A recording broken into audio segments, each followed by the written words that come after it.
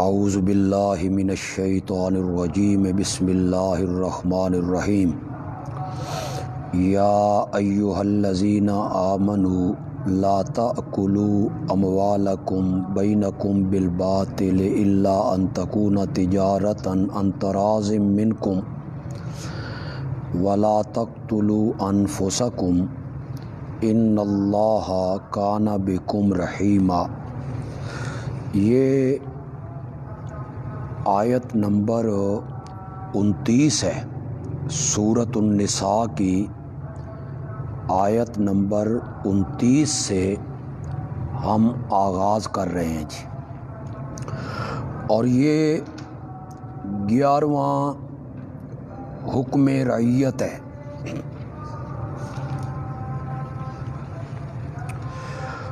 اور ما قبل سے ترقی ہے۔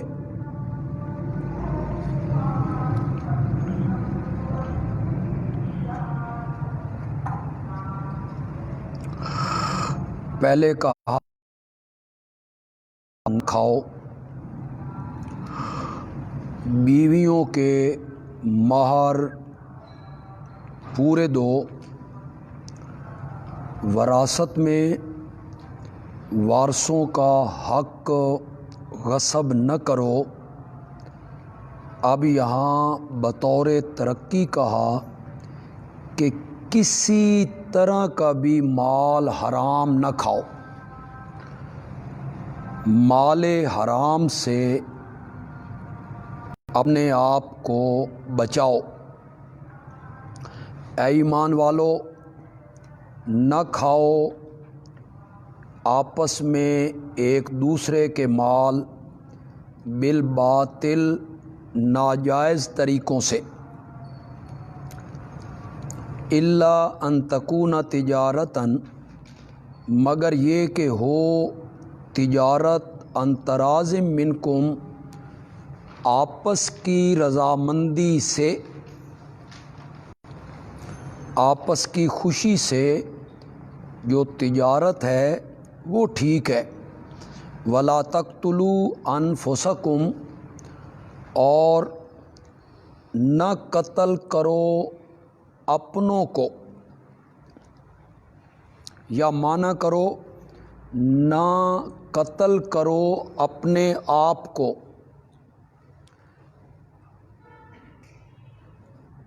گناہ کا ارتکاب کرنا اور مال حرام کا کھانا گویا کہ اپنے آپ کو ہلاکت میں ڈالنا ہے۔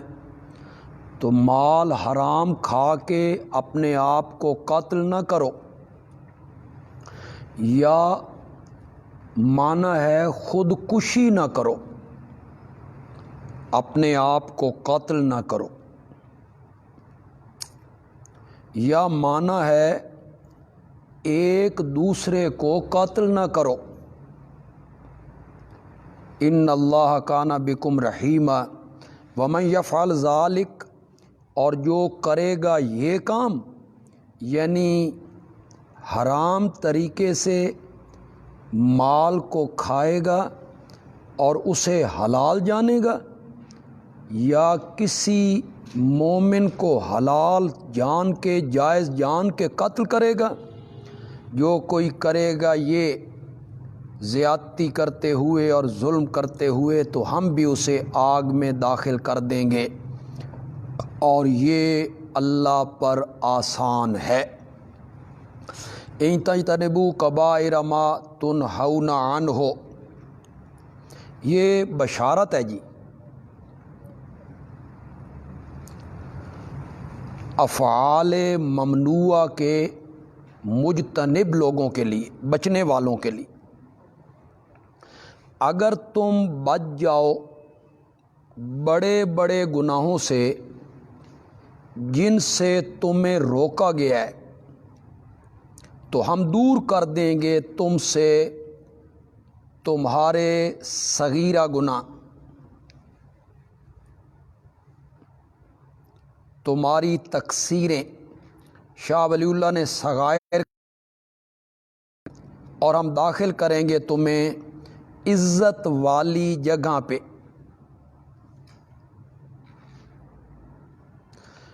کبائر سے مراد وہ گناہ ہیں جن کے بارے میں کتاب و سنت میں سزا وارد ہوئی ہے۔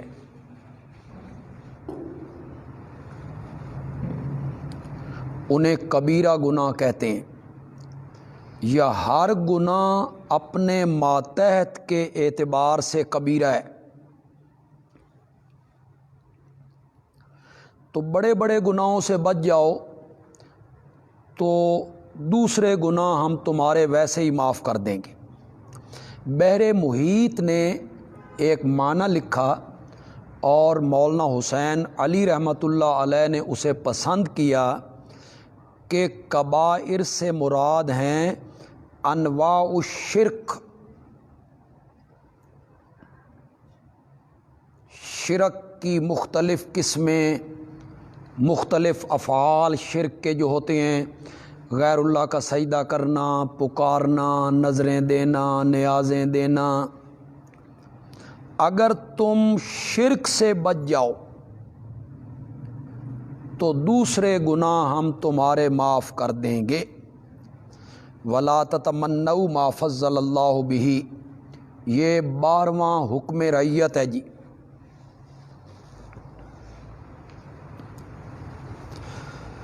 اس کا خلاصہ کیا ہے جی؟ وراثت میں حصے مقرر ہیں، کسی کا کم کسی کا زیادہ۔ حسد نہ کرو کہ فلاں کا حصہ زیادہ کیوں ہے، میرا کم کیوں ہے،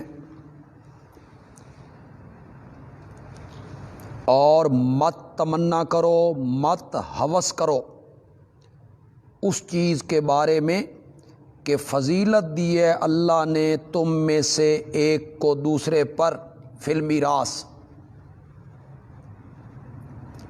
للرجال نصیب مما اکتسبوا، مردوں کے لیے حصہ ہے ان کی کمائی کے مطابق۔ مما اکتسبوا استعداد، وہ میدان جنگ میں جاتے ہیں، لڑائی کرتے ہیں، تجارت کرتے ہیں، محنت اٹھاتے ہیں، تو اس حساب سے ان کا حصہ ہے۔ اور عورتوں کے لیے حصہ ہے ان کی استعداد کے مطابق کہ وہ گھر کا بوجھ اٹھاتی ہیں اور کام کاج گھر کو سنبھالنا۔ واسألوا اللہ من فضلہ، اور اللہ سے مانگو اس کے فضل کو۔ بے شک اللہ ہر چیز کو جاننے والا ہے۔ وَلِكُلٍّ جَعَلْنَا مَوَالِيَ، ہر ایک کے ہم نے مقرر کیے ہیں وارث، موالی وارث۔ مما ترک الوالدان، اس مال میں جو چھوڑ مریں ماں باپ، والاقربون، اور قریبی، تو اس کے وارث ہم نے مقرر کر دیے ہیں۔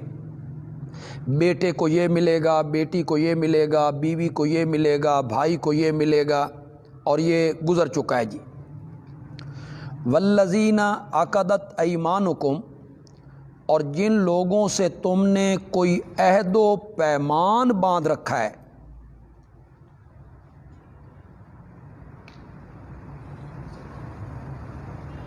فآتوہم نصیبہم، تو ان کو دے دو ان کا حصہ۔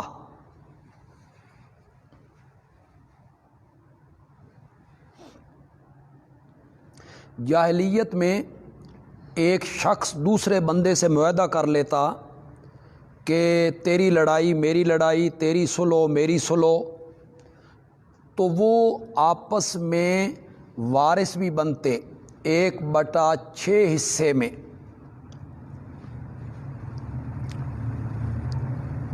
اسی کو ذکر کیا والذین عقدت ایمانکم میں۔ تو جن مفسرین نے یہ کہا وہ کہتے ہیں کہ وَلِكُلٍّ جَعَلْنَا مَوَالِيَ نے اسے منسوخ کر دیا، اب ان کے لیے کوئی وراثت نہیں، اب وارثوں کے ہم نے حصے مقرر کر دی۔ مولانا حسین علی رحمۃ اللہ علیہ فرماتے ہیں منسوخ ماننے کی کوئی ضرورت نہیں۔ دراصل بات یہ تھی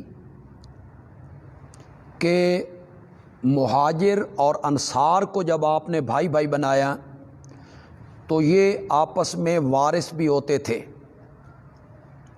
بعد میں یہ وراثت ختم ہو گئی، وارث مقرر ہو گئے، تو والذین عقدت ایمانکم یہ حکم اب بھی باقی ہے. اور اس سے مراد ہے ان کی خیر خواہی، حسب معاہدہ ان سے تعاون، اور ان کے لیے وصیت کرنا. 1/3 میں ان کے لیے وصیت کر دینا. ان اللہ کان علی کل شیء شہیدا، یقیناً اللہ ہر چیز سے واقف ہے. الرجال قوامون علی النساء 13واں حکم جی.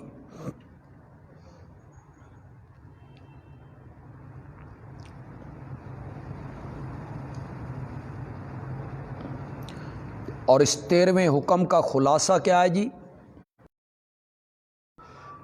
وراثت میں مرد اور عورتیں شریک ہیں،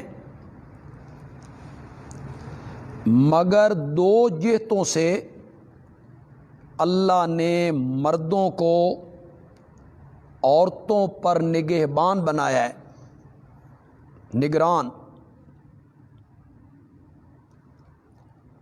الرجال قوامون علی النساء، مرد نگران ہیں عورتوں پر. شاہ ولی اللہ صاحب نے معنی کیا تدبیر کار کنندہ، یعنی کاموں کی تدبیر کرنا. شاہ عبد القادر صاحب نے حاکم کا معنی کیا جی. اگر آپ گھر کی 4 دیواری کو حکومت سمجھ لیں تو پھر اس حکومت کا، سلطنت کا حکمران کسے ہونا چاہیے؟ عقل بھی کہے گا کہ باپ کو، خامند کو، اس عورت کے خامند کو، بچوں کے باپ کو اس کا حاکم ہونا چاہیے. یہاں اللہ نے اس کی 2 وجہ بھی لکھی جی. بما فضل اللہ بعضهم علی بعض، پہلی وجہ جی با سببیہ، اس وجہ سے کہ اللہ نے فضیلت دی ان میں سے ایک کو دوسرے پر. مرد کو ہر اعتبار سے اللہ نے عظمت عطا کر دی. وَبِمَا أَنفَقُوا مِنْ أَمْوَالِهِمْ، اور اس وجہ سے کہ مرد خرچ کرتے ہیں اپنے مالوں میں سے، محنت کرتے ہیں، کماتے ہیں. تو مردوں کو عورتوں پر فضیلت عطا کی گئی ہے، مردوں کو نگران، محافظ بنایا گیا ہے. آگے عورتوں کے بارے میں کیا کہا؟ فالصالحات قانتات، پس جو نیک عورتیں ہیں نا، قانتات وہ فرما بردار ہیں خامدوں کی.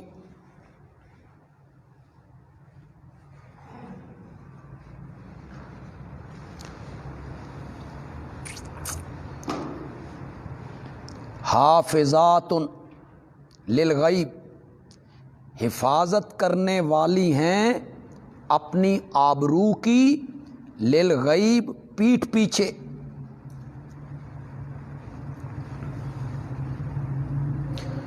خامند کے مال کی حفاظت اور خامند کی عزت کی حفاظت.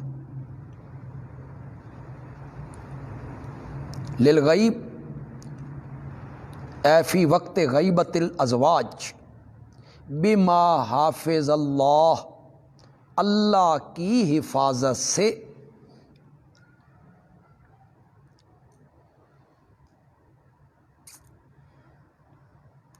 اور حضرت نیلوی صاحب رحمۃ اللہ علیہ نے بما حافظ اللہ کا معنی کیا، وہ حفاظت کرنے والی ہیں خامدوں کے مال اور عزت کی پیٹھ پیچھے اس لیے کہ اللہ نے ان کے حقوق کی حفاظت کی ہے۔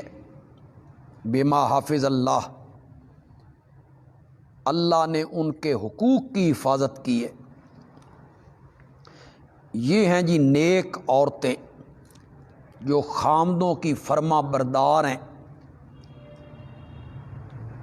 اور ان کے مال اور ان کی عزت کی حفاظت کرنے والی ہیں۔ واللاتی تخافون نشوزہن،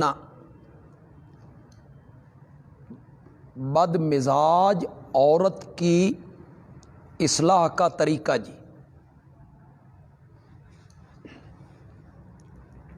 اچھی عورتوں کا ذکر کیا فالصالحات، اس کے بعد بد مزاج عورتوں کا ذکر کیا، جو یہ نعرہ لگاتی پھرتی ہیں کہ ہم نے ناشتہ بنا کے نہیں دینا، جوتیاں پالش کر کے نہیں دینی، خود کر لو، خود کپڑے اٹھا لو۔ تو خاوند بھی یہ جواب میں اگر کہنے لگ جائیں کہ خود کھاؤ خود پیو، ہم نے بھی تمہیں کچھ نہیں دینا، تو پھر کیا بنے گا؟ وہ سارا دن دھکے کھاتا ہے، کماتا ہے تمہارے لیے، تمہارے کھانے پینے، کپڑے، علاج، معالجہ۔ تو بد مزاج عورت، اس کی اصلاح کیسے ہوگی؟ واللاتی تخافون نشوزہن، اور وہ عورتیں کہ تم ڈرتے ہو ان کی سرکشی سے۔ شاہ ولی اللہ صاحب نے معنی کیا، شاہ عبد القادر نے معنی کیا بد خوئی، بد مزاج، بد اخلاق، نافرمان۔ فاعظوہن، تو پہلے مرحلے میں انہیں سمجھاؤ،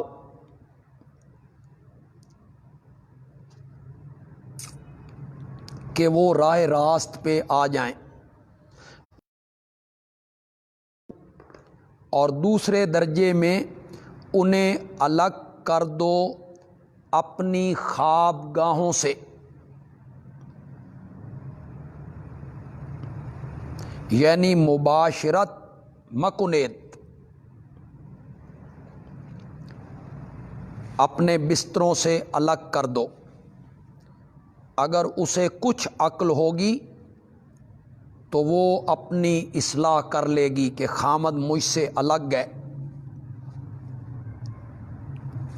وَاضْرِبُوهُنَّ، اور اس دوسرے طریقے سے بھی نہ سنورے تو پھر ان کو مار سکتے ہو، لیکن ایسی مار نہیں جس سے نشان پڑیں یا کوئی ہڈی ٹوٹ جائے۔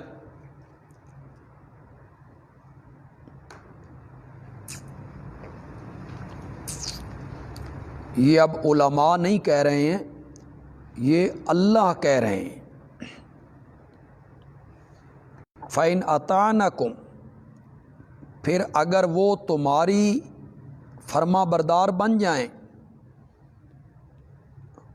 حکم میں آ جائیں، فَلَا تَبْغُوا عَلَيْهِنَّ سَبِيلًا، تو پھر نہ ڈھونڈتے پھرو ان کے خلاف رستے۔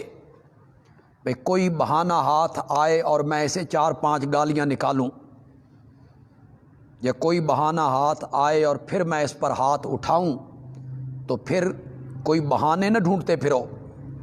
ان اللہ کان علیٰ کبیرا، بے شک اللہ ہے سب سے اوپر بھی اور سب سے بڑا بھی۔ وَإِنْ خِفْتُمْ شِقَاقَ بَيْنِهِمَا، 14واں حکم رعیت، اور یہ آخری حکم ہے جی۔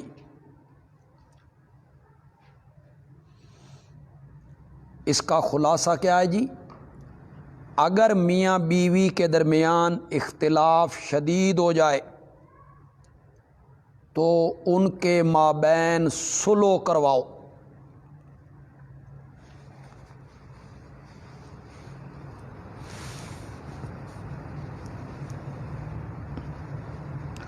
اور اگر تم ڈرتے ہو شقاق بینہما،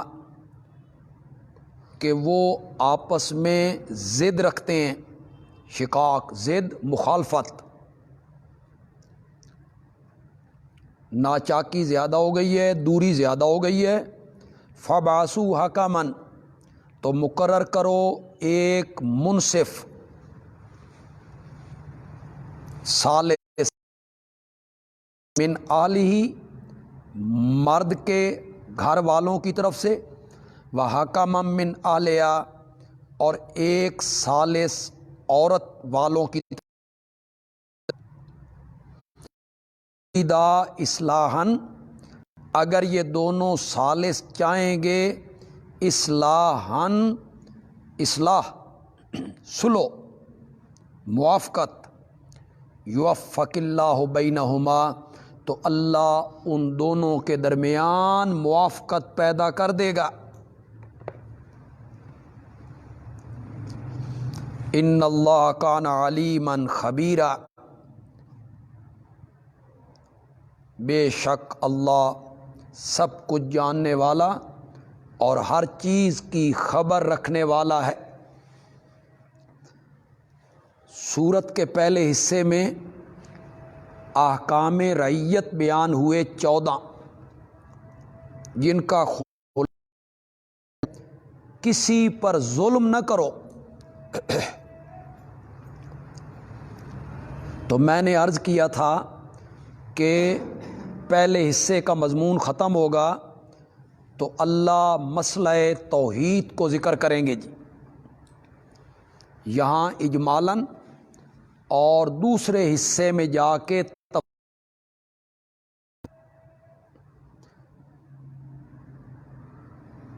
تاکہ یہ بات ذہن میں رہے کہ یہ سب امور انتظامیہ دفع شرک کے لیے، اور یہ سب امور انتظامیہ اشاعت توحید کے لیے۔ اصل مقصد اللہ کی توحید کو منوانا ہے۔ وَاعْبُدُوا اللہ، اصل دعوی توحید، اور عبادت کرو اللہ کی۔ تو کہیں گے، مشرکین کہیں گے کہ ہم عبادت اللہ کی کرتے ہیں، حج بھی کرتے ہیں، عمرہ بھی کرتے ہیں، طواف بھی کرتے ہیں، تو ساتھ فرمایا وَلَا تُشْرِكُوا بِهِ شَيْئًا، اس کے ساتھ کسی کو شریک نہ بناؤ۔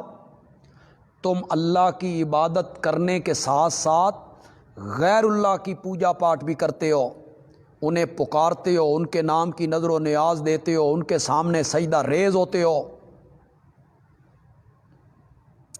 ان سے مانگتے ہو، کھوٹی قسمتیں ان سے کھری کرواتے ہو، مقدر سنوارتے ہو ان سے۔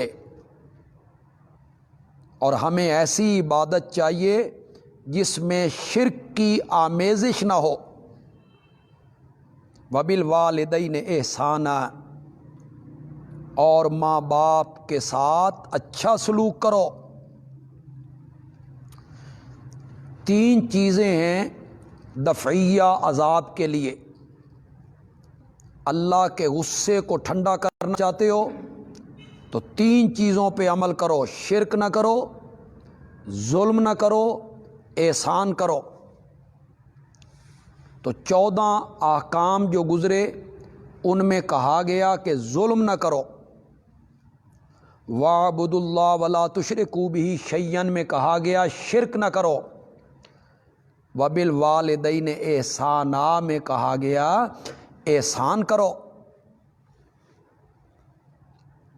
اور ماں باپ کے ساتھ اچھا سلوک کرو، اور رشتہ داروں کے ساتھ، اور یتیموں کے ساتھ، اور مسکینوں کے ساتھ، والجار ذی القربہ، اور قریب کا ہمسایہ، والجار الجنوب، اور اجنبی ہمسایہ۔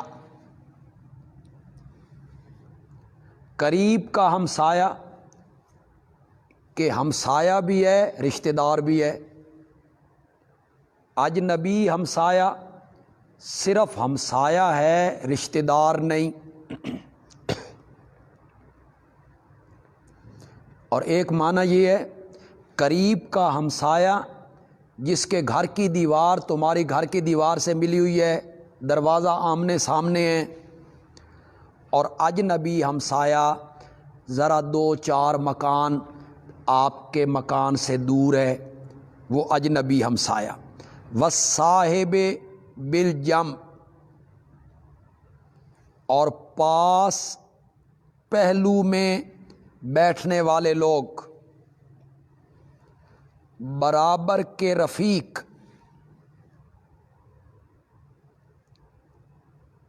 یہ کون ہے؟ ایک دفتر میں کام کرنے والے 2 کلیگ، ایک مدرسے میں پڑھنے والے 2 طالب علم، ایک بس میں سفر کرنے والے 2 مسافر، یہ ہیں جی ہم مجلس۔ اس میں سیلز مین، نوکر، مزدور سب اس میں آ گئے جی۔ والصاحب بالجنب، ان سے اچھا سلوک کرو۔ وابن السبیل، اور مسافروں سے اچھا سلوک کرو۔ وما ملکت ایمانکم، اور جن کے مالک ہیں تمہارے ہاتھ، یعنی غلام اور لونڈیاں، نوکر چاکر۔ ان اللہ لا یحب من کان مختالا، یقیناً اللہ نہیں پسند کرتا اس آدمی کو مختالاً جو خود بین ہے، یعنی اپنے آپ کو بڑا سمجھنے والا ہے۔ فخوراً، اترانے والا ہے، بڑھائی کرنے والا ہے، تکبر کرنے والا ہے۔ کچھ علماء نے لکھا مختالاً، دل میں اپنے آپ کو بڑا سمجھتا ہے، اور فخوراً، زبان سے بھی اپنی بڑھائی بیان کرتا رہتا ہے، میں ایسا ہوں، میں ایسا ہوں، میرے پاس یہ ہے، میرے پاس یہ عہدہ ہے، میری یہ طاقت ہے، میری یہ قوت ہے۔ یہ ایسے لوگوں کو اللہ پسند نہیں کرتا۔ الذین یبخلون، یہ مختالاً فخوراً کی پہلی عادت کا بیان ہو رہا ہے جی، ان کی 2 عادتوں کا بیان ہوگا جی۔ جو بخل کرتے ہیں، وَيَأْمُرُونَ النَّاسَ بِالْبُخْلِ، لوگوں کو بھی کنجوسی کا کہتے رہتے ہیں، سکھاتے رہتے ہیں، خود بھی خرچ نہیں کرتے، لوگوں کو بھی کنجوسی کا حکم دیتے رہتے ہیں۔ وَيَكْتُمُونَ مَا آتَاهُمُ اللَّهُ مِنْ فَضْلِهِ، چھپاتے رہتے ہیں اس چیز کو جو اللہ نے ان کو اپنے فضل سے دی ہے، اپنی دولت، مال، اسے چھپاتے رہتے ہیں۔ ہم نے تیار کیا ہے کافروں کے لیے عذاب ذلیل کرنے والا۔ تو یہ من کان مختالاً فخوراً، یہ کفار ہی کا ذکر ہو رہا ہے جی۔ والذین ينفقون اموالهم رئاء الناس، یہ مختالاً فخوراً کی دوسری عادت کا ذکر ہے۔ اول تو مال خرچ نہیں کرتے، اور اگر کبھی خرچ کرتے ہیں تو لوگوں کو دکھلاوے کے لیے خرچ کرتے ہیں، اور جو لوگ خرچ کرتے ہیں اپنے مالوں کو لوگوں کے دکھلانے کے لیے، ولا یؤمنون باللہ، اور یقین نہیں رکھتے اللہ پر، نہ قیامت کے دن پر، یہ ہے من کان مختالاً فخورا۔ اور جس کا شیطان دوست بن جائے، فساء قریناً، وہ برا دوست ہے۔ آج کتنے لوگ ہیں جو غریبوں اور مسکینوں، جن کے گھر میں آٹا نہیں ہے، کھانے کے لیے کوئی چیز نہیں ہے، ان کو کوئی چیز دینا چاہتے ہیں تو پھر وہاں سیلفیاں بنتی ہیں، فوٹو لیے جاتے ہیں، پھر وہ اخباروں میں دیے جاتے ہیں، فیس بک پہ چڑھا دیے جاتے ہیں۔ کتنا غریبوں کی عزت نفس سے کھیلا جاتا ہے۔ ہمیں اس پر غصہ آتا ہے، اللہ کو کتنا غصہ آتا ہوگا اس حرکت پر۔ وماذا علیہم زجر ہے جی، اور تخویف بھی ہے۔ بھلا ان کا کیا نقصان تھا؟ ماذا علیہم کا معنی ہے جی، بھلا ان کا کیا نقصان تھا اگر وہ ایمان لاتے اللہ پر اور قیامت کے دن پر، اور خرچ کرتے اس چیز میں سے جو اللہ نے ان کو دی ہے، اور اللہ تو ان کو جاننے والا ہے، بے شک اللہ ظلم نہیں کرتا ایک ذرے برابر۔ وَإِن تَكُ حَسَنَةً، اگر نیکی ہوگی، یضاعفھا، اللہ اس کو کئی گنا کر دے گا اور دے گا اپنی طرف سے اجر عظیم۔ یہ ترغیب الی الاحسان ہے جی۔ فَكَيْفَ إِذَا جِئْنَا مِن كُلِّ أُمَّةٍ بِشَهِيدٍ، یہ جو ماقبل کی تخویف گزری ہے نا جی، ماذا علیہم، ان کا کیا نقصان تھا، یہ ایسے ایسے کام کرتے، یہ اسی کا تتمہ ہے جی۔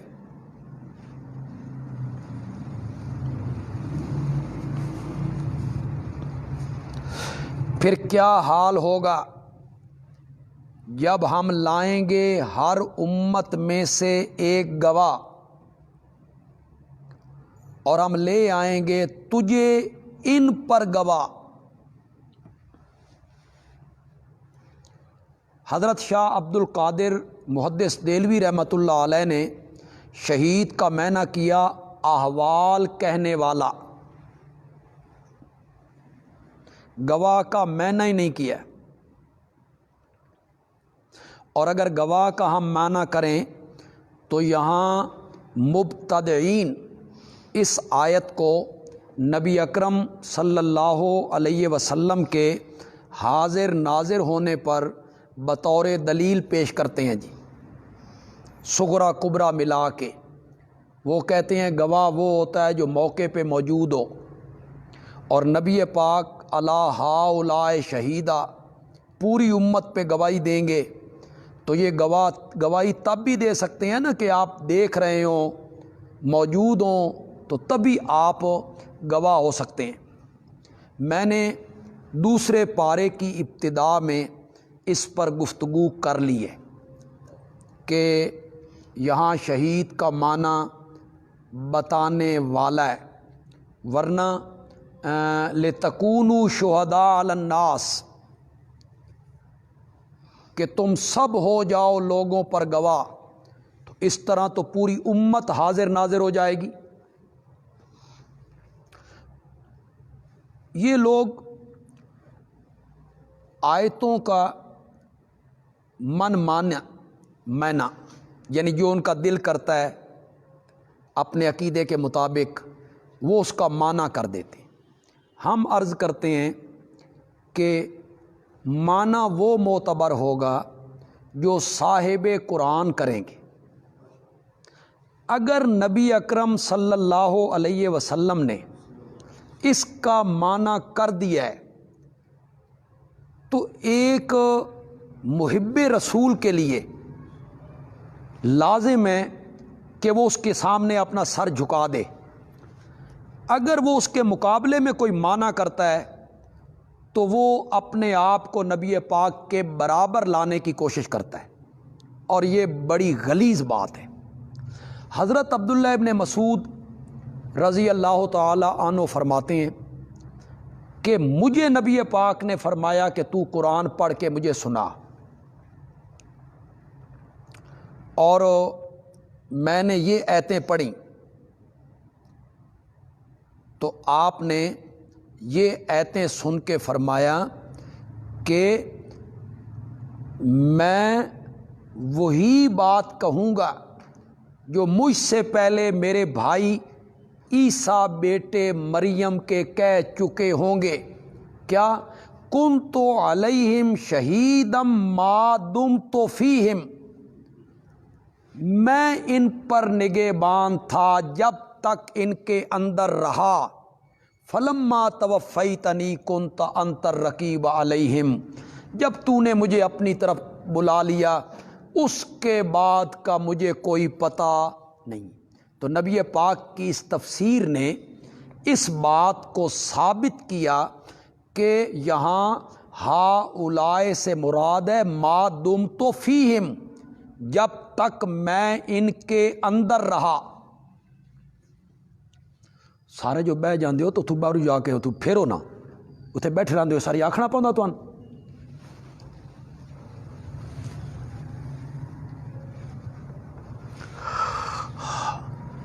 تو یہاں ہا اولائے سے مراد کیا ہوگا؟ ما دمت فیہم، جب تک میں ان کے اندر رہا، اس وقت تک کا تو مجھے پتہ ہے، بعد میں کیا ہوتا رہا اس کا مجھے کوئی علم نہیں ہے جی۔ تو نبی پاک نے جب تفسیر کر دی ہے اس کی، یہ ہے جی بخاری صفحہ 665 جلد دوسری، بخاری صفحہ 665 جلد دوسری، مسلم صفحہ 270 جلد پہلی۔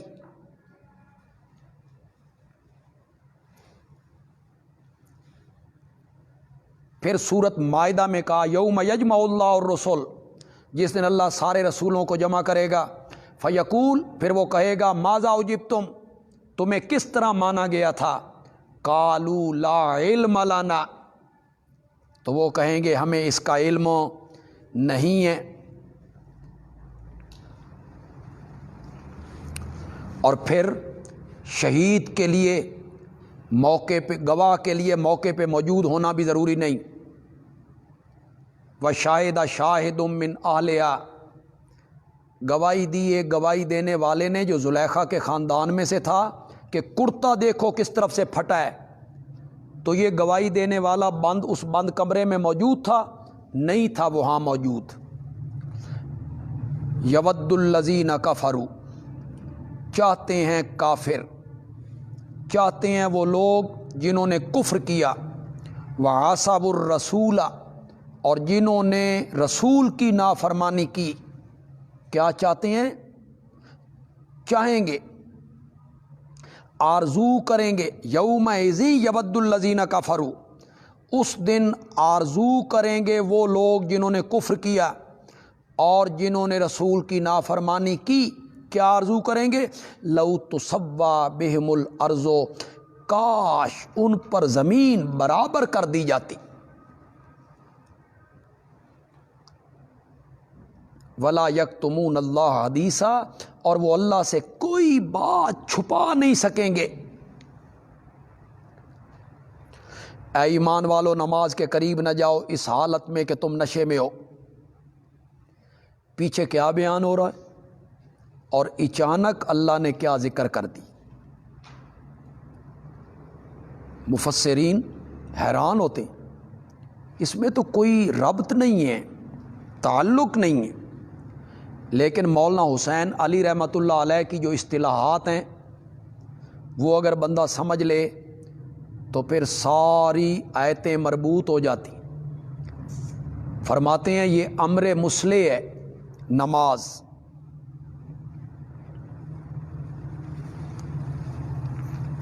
نماز سے تقوی پیدا ہوتا ہے، با جماعت نماز پڑھنے سے نمازیوں کے درمیان محبت، مودت، پیار، تعلق پیدا ہوتا ہے، بدن کی طہارت ہوتی ہے، وضو بندہ کرتا ہے، بدن پاک ہوتا ہے، طہارت ہوتی ہے۔ اے ایمان والو، نماز کے قریب نہ جاؤ اس حالت میں کہ تم نشے میں ہو، حتی تعلموا ما تقولون، یہاں تک کہ تم سمجھنے لگو ما تقولون، جو تم کہہ رہے ہو، یعنی جو کچھ تم نماز میں پڑھ رہے ہو اس کو سمجھو کہ تم کیا کہہ رہے ہو۔ یہاں سے یہ بھی معلوم ہوا کہ نماز کا ترجمہ ہر نمازی کو آنا چاہیے، وہ سمجھے کہ وہ کیا پڑھ رہا ہے۔ ولا جنوبن، اور نماز کے قریب نہ جاؤ جنبی حالت میں،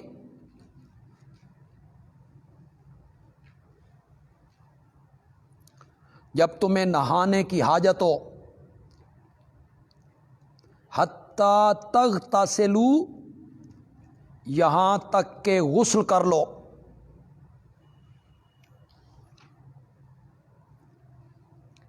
الا عابری سبیل، مگر اس حالت میں کہ تم مسافر ہو، وہ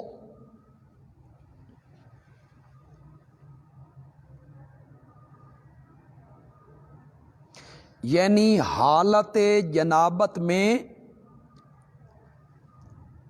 نماز کے قریب نہ جاؤ یہاں تک کہ غسل کر لو، البتہ سفر کی حالت ہو، پانی نہ ملے تو پھر تیمم کر لو، جس کی تفصیل آگے آ رہی ہے۔ ایک معنی جی۔ دوسرا معنی جی، دونوں معنی مدارک نے کی۔ حتیٰ تعلموا ما تقولون تک الصلاۃ سے مراد نماز ہوگی جی۔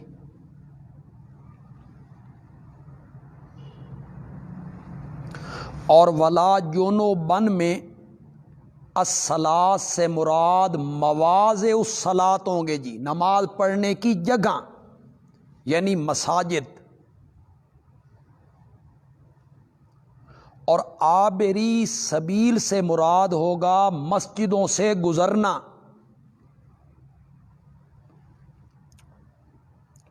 اب معنی کریں جی، اے ایمان والو نماز کے قریب نہ جاؤ اس حالت میں کہ تم نشے میں ہو، یہاں تک کہ جان لو جو تم کہہ رہے ہو، اور مسجدوں کے قریب نہ جاؤ، ولا جنوبن، مسجدوں کے قریب نہ جاؤ جنبی حالت میں، مگر رستہ طے کرنے کے لیے، گزرنے کے لیے۔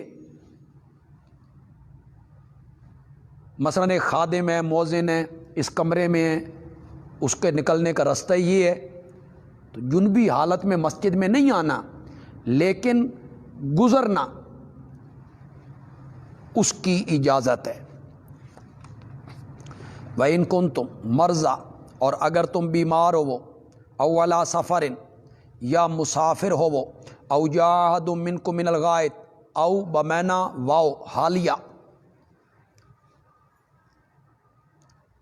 معنی یوں کریں گے جی، اگر تم بیمار ہو وہ یا مسافر ہو وہ، اس حالت میں کہ آئے تم میں سے کوئی ایک، من الغائط قضائے حاجت سے، او لامستم النساء، یا تم نے مباشرت کی ہو بیویوں سے،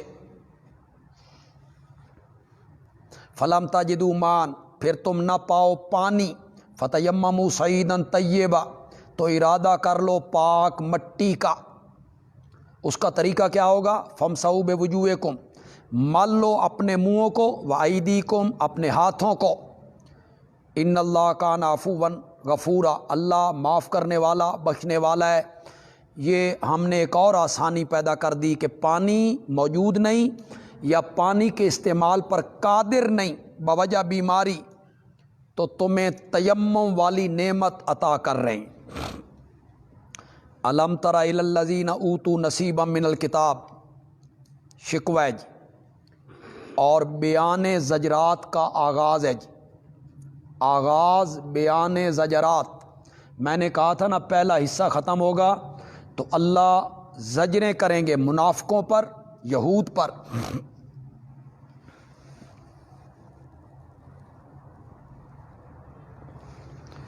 یہ پہلی زجر ہے جی۔ تیمم کا حکم صرف تمہیں ملا ہے، اس لیے اہل کتاب منفی پروپیگنڈا کریں گے اور جاہلوں کو کہتے رہیں گے واہ بھائی واہ، مٹی سے پاکیزگی حاصل ہو رہی ہے جی، مٹی سے طہارت نئی بات ہو گئی ہے جی، اس طرح کی باتیں کریں گے۔ الم ترا، کیا تو نے نہیں دیکھا ان لوگوں کی طرف جن کو دیا گیا ایک حصہ کتاب سے، یشترون الضلالہ، خریدتے ہیں گمراہی کو ہدایت کے بدلے، یستبدلون بالہدا، بدلے میں لیتے ہیں گمراہی کو ہدایت کے، لینی ہدایت چاہیے تھی، گمراہی لیتے ہیں، چاہتے ہیں کہ تم بھی رستے سے بھٹک جاؤ، اور اللہ خوب جانتا ہے تمہارے دشمنوں کو۔ کافی ہے اللہ حمیتی، کافی ہے اللہ مددگار۔ من الذین ہادو، یہ من بیانی ہے جی، اوتو نصیبا من الکتاب کا بیان ہو رہا ہے جی۔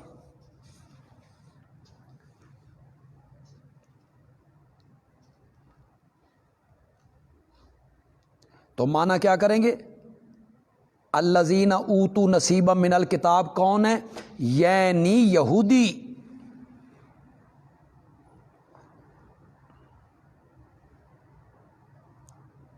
یحرفون الکلم عن مواضع، پھیر دیتے ہیں کلام کو اس کے ٹھکانے سے، تحریف کرتے ہیں۔ ویقولون، اور کہتے ہیں سمعنا وعصینا، یعنی ذو معنی الفاظ استعمال کرتے ہیں جن کے دو دو معنی بنتے ہیں، ایک معنی اچھا ایک معنی برا۔ سمعنا وعصینا، اس کا اچھا معنی یہ ہے کہ ہم نے تیری بات سنی اور کافروں کی ہم نے نافرمانی کی، اور برا معنی کیا ہے کہ ہم نے سنی اور ہم نے نافرمانی کی۔ واسمع غیر مسمع، سن تو نہ سنایا جائے۔ اچھا معنی کیا ہے؟ سن گندی بات، مکروہ بات، خلاف طبیعت بات اللہ کرے تو کبھی نہ سنے۔ اور برا معنی کیا ہے؟ سن اللہ کرے بھلائی کی بات تو کبھی نہ سنے۔ وراعنا، اور راعنا کہتے ہیں اس حالت میں کہ موڑنے والے ہیں اپنی زبانوں کو۔ وطعنا فی الدین، اور دین میں تانا لگانے کے لیے، یعنی راعینا ہمارا چرواہا، یا طعنا فی الدین محافظ کے معنی میں لے کر، تاکہ شرکیہ الفاظ امت میں رائج کر دیے جائیں۔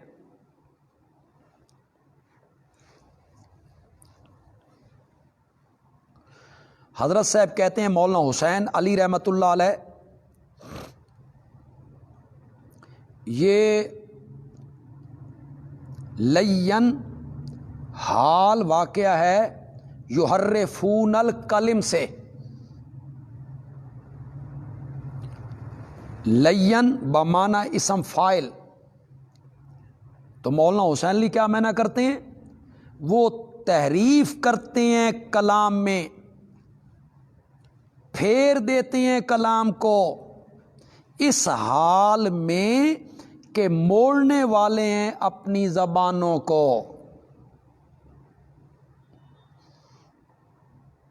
اور تان کرنے والے ہیں دین میں۔ حضرت صاحب کی دلیل کیا ہے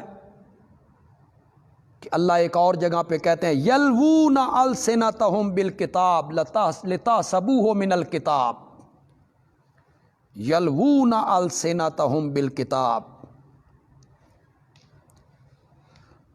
کس جگہ پہ ہے جی یہ؟ یلوون السنتہم بالکتاب لتحسبوہ من الکتاب۔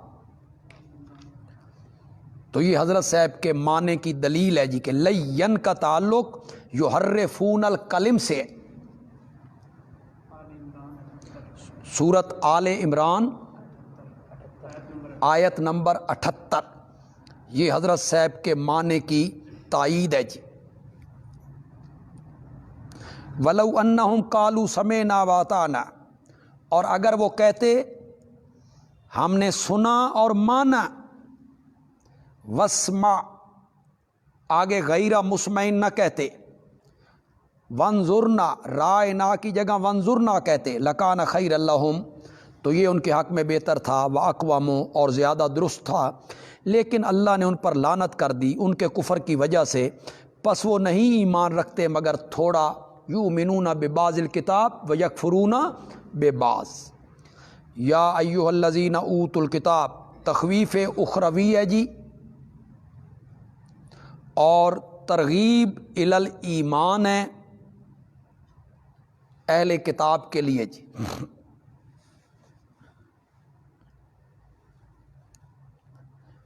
اے وہ لوگوں جن کو کتاب دی گئی، آمنو ایمان لے آؤ اس چیز کے ساتھ جو ہم نے نازل کی ہے قرآن، مصدقا لما معکم من قبل تصدیق کرنے والی ہے اس چیز کی جو تمہارے پاس ہے، یعنی اصول میں عقائد میں یہ قرآن تمہاری کتابوں کا تصدیق کرنے والا ہے۔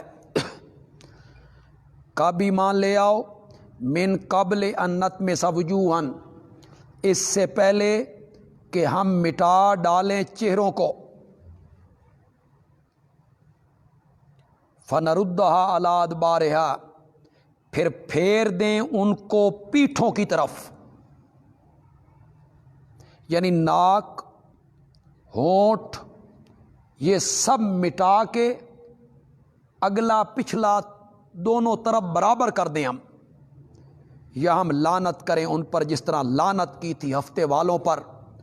وَكَانَ أَمْرُ اللَّهِ مَفْعُولًا اور ہے اللہ کا حکم مفعولاً صادر کیا ہوا۔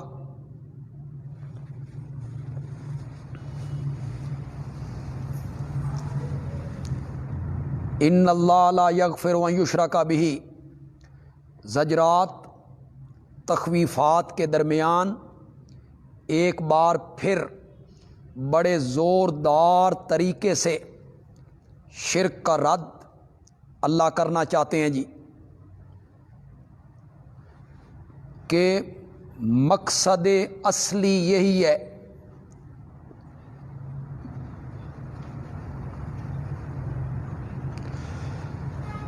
توحید سے اعراض کرنا اور شرک کا ارتکاب کرنا، یہ بہت بڑا گناہ ہے۔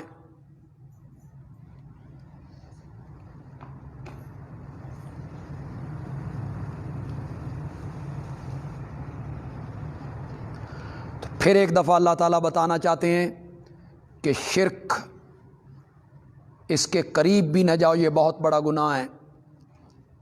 بے شک اللہ معاف نہیں کرتا کہ اس کے ساتھ کسی کو شریک بنایا جائے، یعنی موت آ جائے، این یشرک بھی اے مات علیہ، ورنہ اگر معافی مانگ لے اس دنیا میں زندگی میں، موت سے پہلے معافی مانگ لے، توبہ کر لے تو پھر معاف ہو جائے گا۔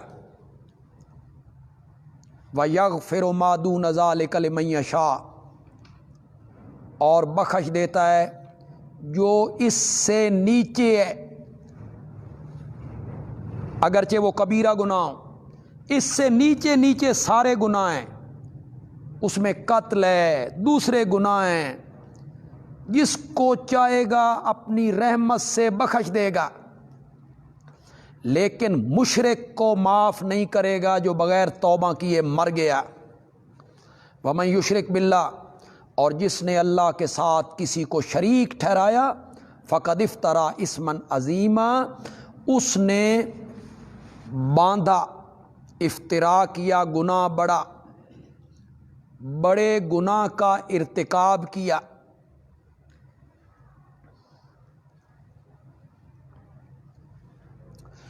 یہ جو ہماری جماعت اشاعت التوحید و سنہ سب سے زیادہ زور اسی مسئلے پہ لگاتے ہیں کہ جگہ جگہ اللہ کی توحید کو بیان کرتے ہیں، اللہ کی وحدانیت کا تذکرہ کرتے ہیں، مسئلہ الہ بیان کرتے ہیں کہ الہ کون ہوتا ہے، اور شرک کی مختلف قسمیں انواع ان کو رد کرتے ہیں۔ اسی وجہ سے کرتے ہیں کہ یہ گناہ بہت بڑا ہے، لوگوں کی خیرخواہی مقصود ہوتی ہے ہمیں کہ لوگ اس گناہ سے بچ جائیں، کہ اگر اس گناہ کا مرتکب بغیر توبہ کے مر گیا ابدی جہنمی ہے، چاہے وہ نبی کا بیٹا کیوں نہ ہو، نبی کی بیوی کیوں نہ ہو، نبی کا چچا کیوں نہ ہو، نبی کا باپ کیوں نہ ہو، اس کو اللہ معاف نہیں کرے گا۔ اس کو مد نظر رکھ کر اشاعت التوحید و سنہ کے مبلغین اور علماء اس مسئلے کو بار بار بیان کرتے ہیں، بار بار بیان کرتے ہیں۔ الم تر الی الذین یزکون انفسہم، زجر ہے اہل کتاب کے لیے۔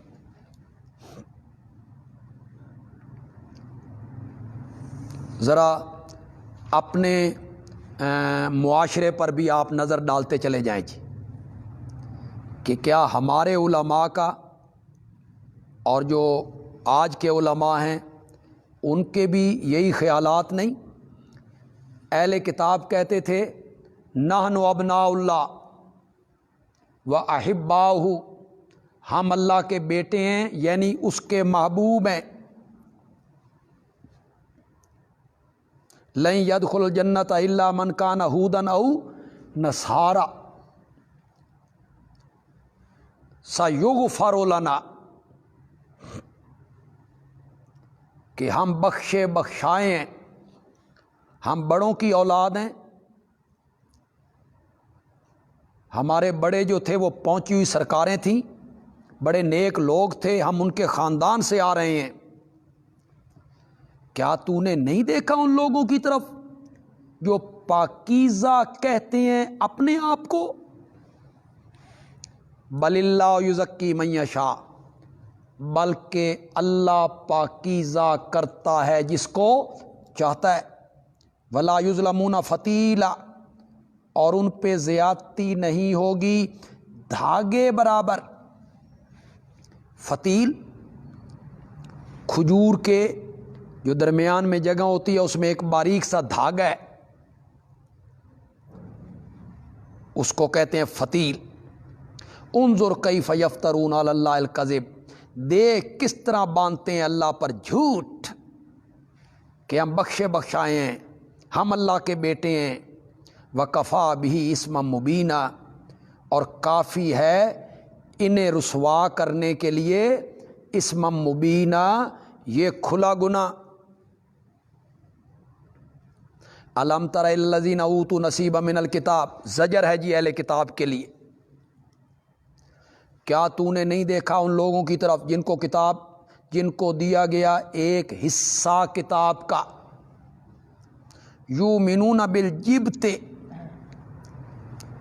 ایمان رکھتے ہیں بتوں پر، والطاغوت، اور شیطان پر ایمان رکھتے ہیں یعنی مانتے ہیں۔ معتقد می شوند، شاہ ولی اللہ، معتقد می شوند۔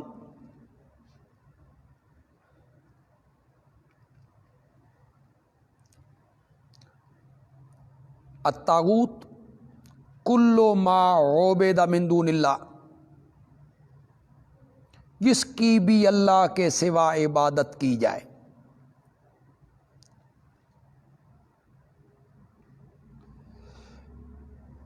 جبت والطاغوت واو تفسیریہ بنا لیں جی، دونوں کا مفہوم ایک ہی ہے جی۔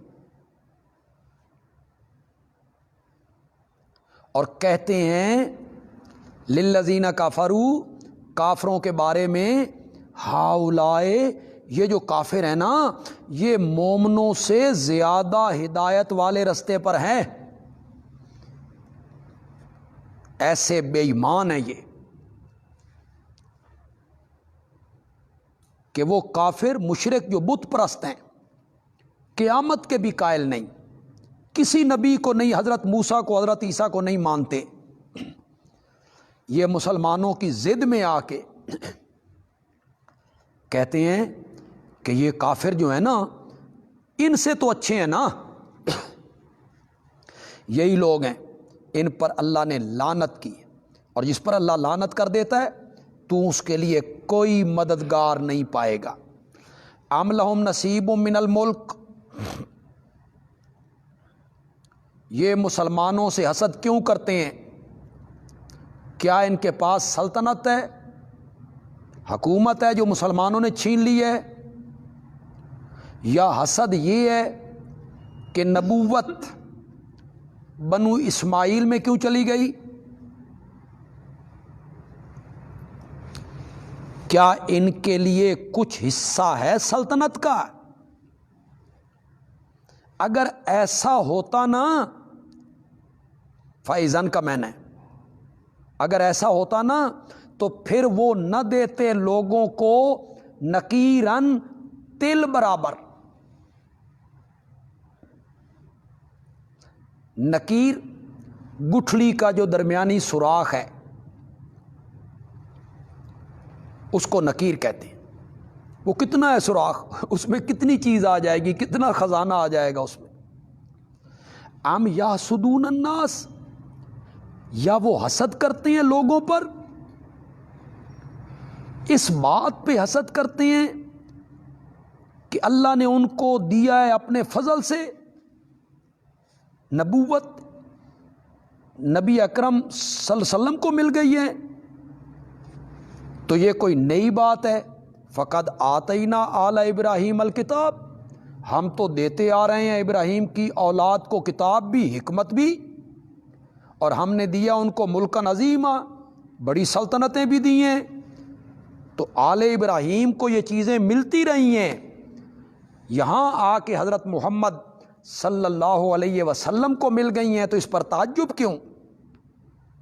فَمِنْهُمْ مَنْ آمَنَ، یہ سارے برابر نہیں ہیں، کچھ ان میں سے وہ ہیں جو ایمان لے آئے ہیں ساتھ اس کتاب کے یا ساتھ اس نبی کے، وَمِنْهُمْ مَنْ صَدَّ عَنْهُ، اور کچھ ان میں سے وہ ہیں جو اس سے رکتے ہیں،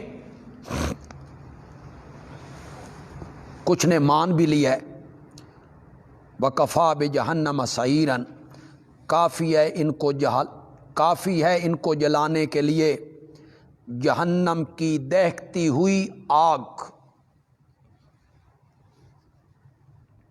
ان الذین کفروا، تخویف ہے جی،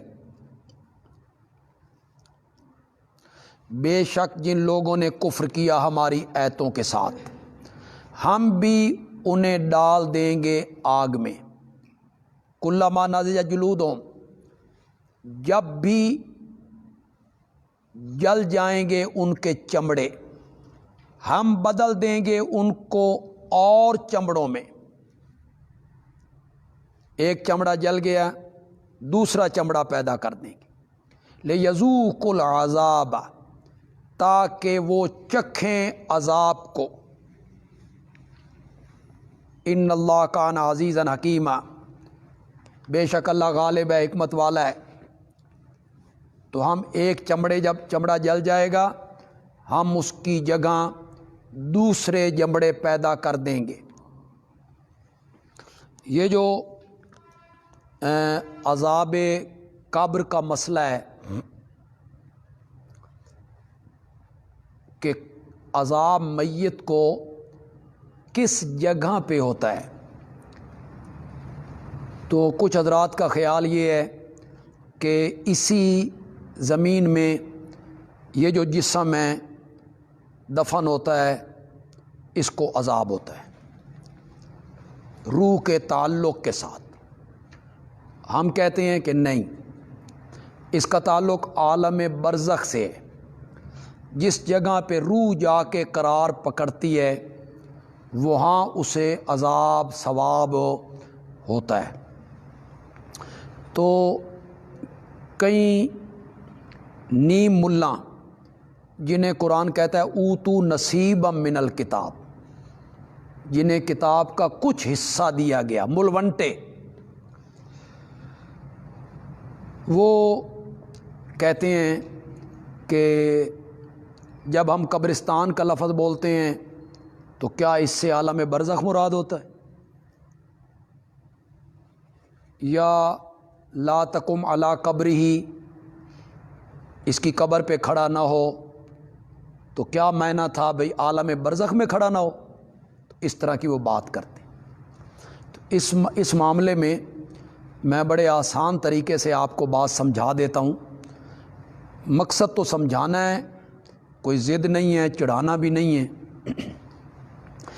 جب فقہ کے علماء قبر کا لفظ استعمال کریں گے، فقہ کے علماء یعنی میت کو کس طرف سے لانا ہے، میت کو کیسے رکھنا ہے، رکھتے ہوئے کیا کہنا ہے، پڑیاں کیسے رکھنی ہیں، مٹی کیسے ڈالنی ہے، ڈالتے ہوئے کیا لفظ بولنے ہیں، ترکا کرنا ہے، چھڑکاؤ کرنا ہے، کوئی ٹہنی گاڑنی ہے، یہ تو پھر اس سے یہی قبر مراد ہوگی جو ہم زمین میں کھودتے ہیں، یہی قبر مراد ہو۔ لیکن علماء عقائد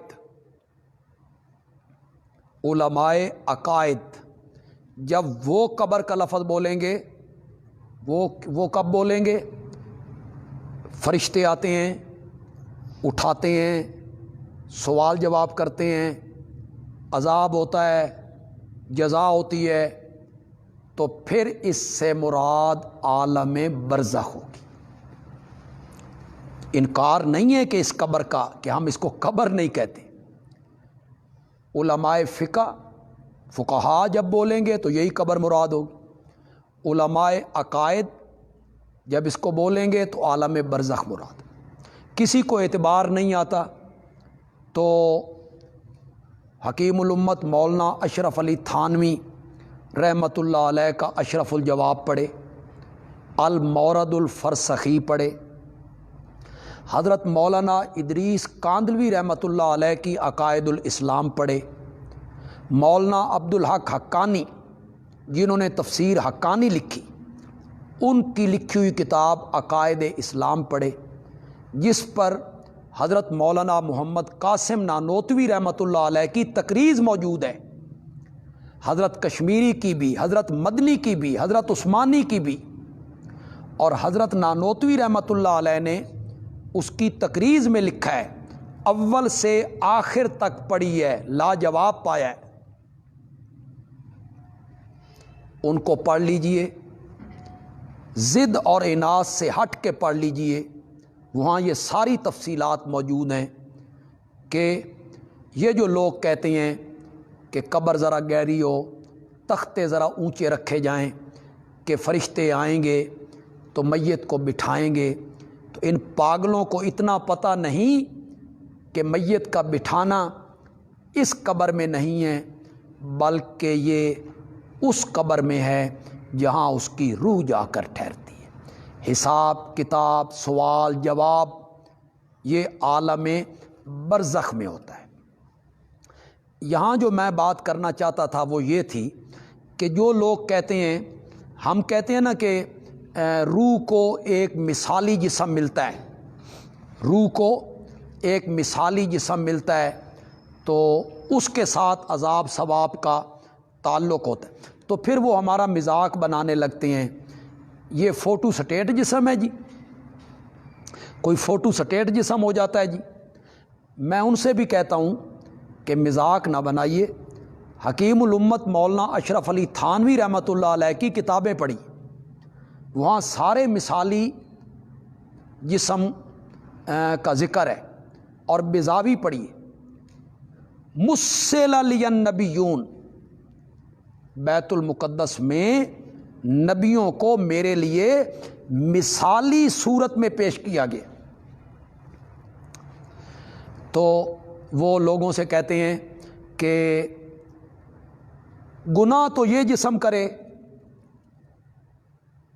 اور عذاب اس جسم کو، یہ تو بھائی ظلم ہے، تو یہ کیا ہوا؟ جرم اس جسم نے کیا ہے، اور عذاب آپ کہتے ہیں وہاں مثالی جسم کو ہو رہا ہے۔ یہ آیت اس کا جواب ہے جی۔ اللہ کہتے ہیں ایک چمڑے جل جائیں گے تو ہم دوسرے چمڑے پیدا کر دیں۔ تو ہمارا سوال یہ ہے، یہ دوسرے چمڑے جو اللہ بنائے گا ان کا کیا قصور ہوگا؟ ان دوسرے چمڑوں کو کیوں عذاب دیا جا رہا ہے؟ پہلے چمڑے تو جل گئے، پہلے چمڑے جل گئے تو اللہ کہتے ہیں کہ بدلناہم جلودا غیرا، تو ہم دوسرے چمڑے اس کی جگہ بنا دیں گے، تو پھر دوسرے چمڑوں کو عذاب ہو جائے گا۔ تو دوسرے چمڑوں کا کیا قصور بنا جی؟ والذین آمنوا وعملوا الصالحات، بشارت ہے جی، اور جو لوگ ایمان لائے عمل کیے نیک، ہم داخل کریں گے ان کو باغات میں، بہتی ہیں ان کے نیچے نہریں، رہنے والے ہیں اس میں ہمیشہ، ان کے لیے بیوی ہیں پاکیزہ، اور ہم داخل کریں گے ان کو ذلًا ذلیلا، گھنی چھاؤں میں۔ ہاں جی، پہلا حصہ مکمل ہو گیا جی، اس میں 14 احکام آ گئے جی۔ اس کے بعد مسئلہ توحید کا ذکر آ گیا، رد شرک آ گیا، اور یہود پر زجرات ہوئی جی۔ ان اللہ یامرکم، سورت کا دوسرا حصہ شروع ہو رہا ہے جی۔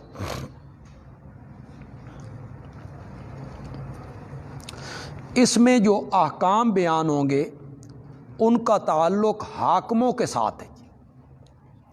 برسر اقتدار طبقہ، چودھری، سردار، حاکم، جن کا حکم چلتا ہے، اس کا خلاصہ کیا ہوگا؟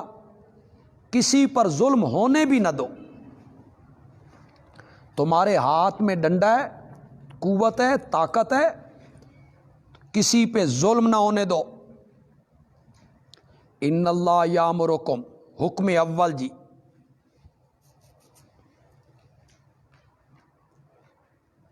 خلاصہ کیا ہے جی؟ حقداروں کو ان کے حقوق دلواؤ، حقداروں کو ان کے حقوق دلواؤ، اور فیصلے انصاف سے کرو۔ یہ پہلا حکم ہے جی۔ بے شک اللہ تمہیں حکم دیتا ہے کہ پہنچا دو امانتیں الی اہلہا، امانت والوں کی طرف، جس کا جو حق ہے وہ اسے دے دو، کسی کا حق غصب نہ کرو۔ امانت امانت داروں کے سپرد کرو، جو اس کا اہل ہے، ممبر اس کے سپرد ہو جو اہل ہے، حکومت اس کے سپرد ہو جو اس کے اہل ہے۔ جو اہل نہیں، میرٹ سے ہٹ کے بددیانتی نہ کرو۔ گربا میرو سگ وزیرو موشرا دیواں کنت، شیخ سعدی نے غالباً کہا تھا، گربا میرو سگ وزیرو موشرا دیواں کنند، ای چنی ارکان دولت ملک را ویراں کنند۔ ترجمہ بھی کروں کہ سمجھ گئے آپ ترجمہ؟ گربا میرو،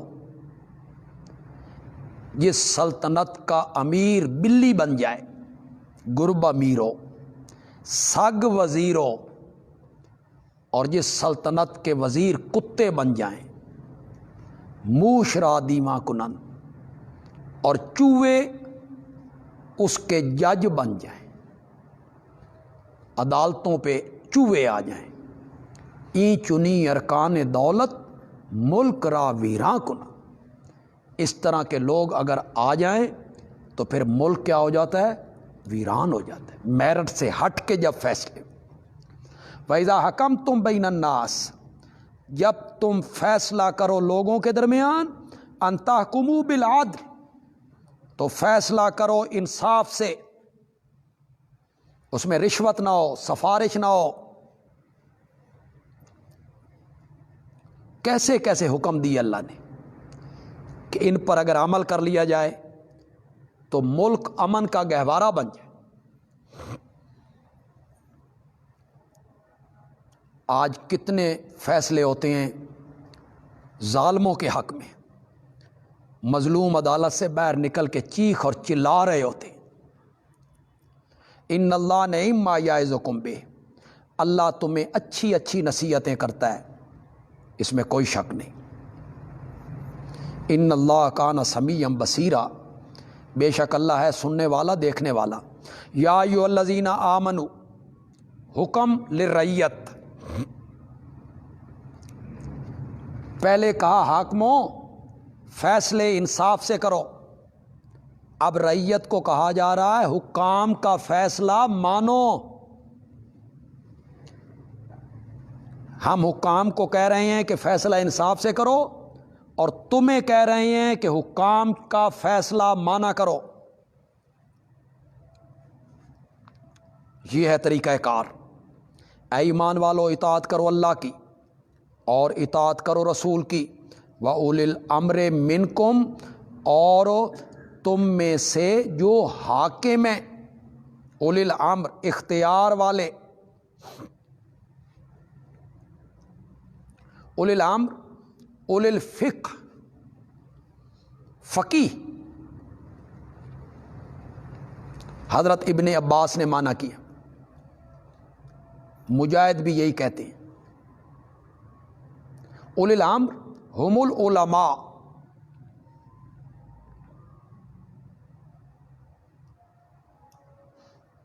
ائمہ مجتہدین.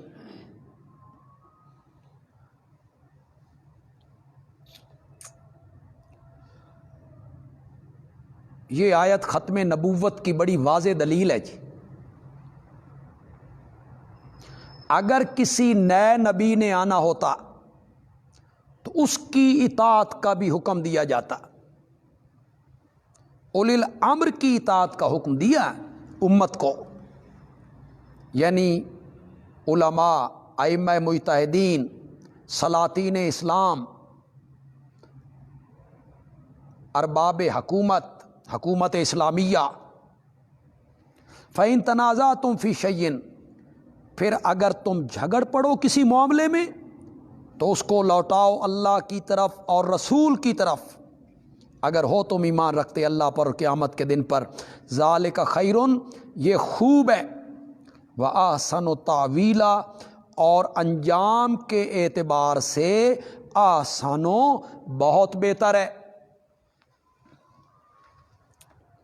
الم تر الی الذین، زجر للمنافقین، متعلق ہے اطیعوا اللہ و اطیعوا الرسول.